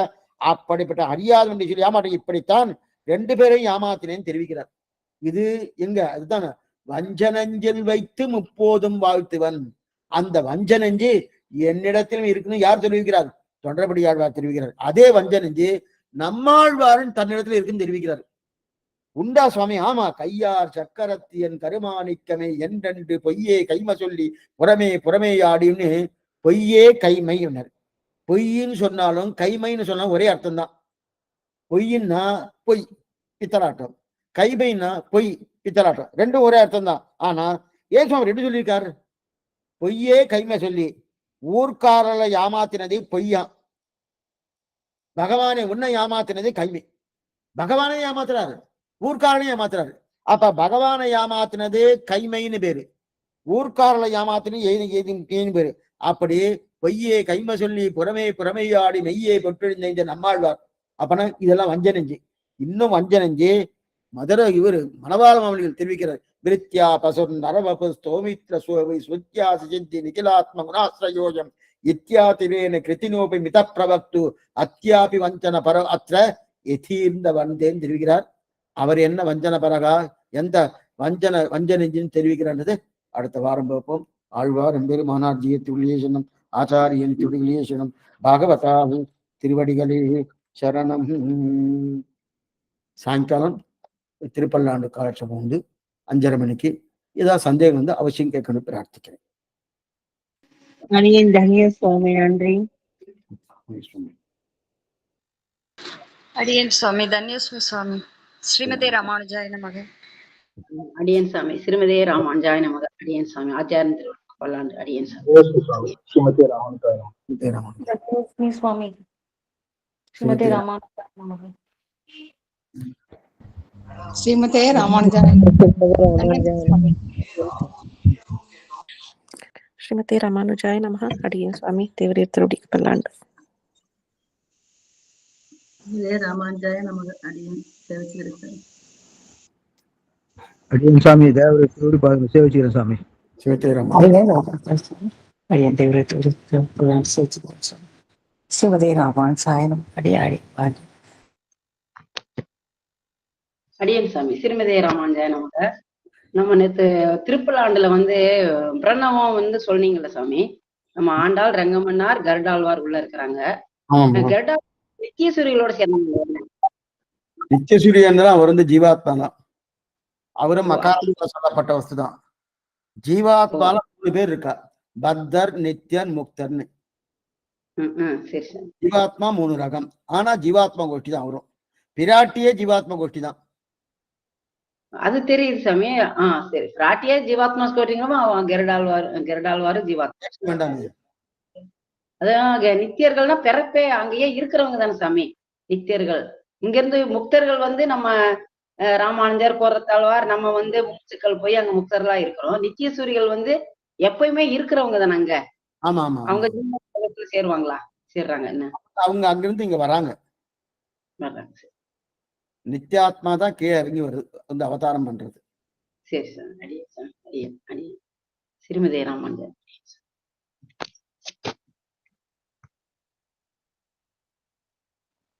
ஸ்ரீமதே ராமானுஜாய நமக சாமி. சரி.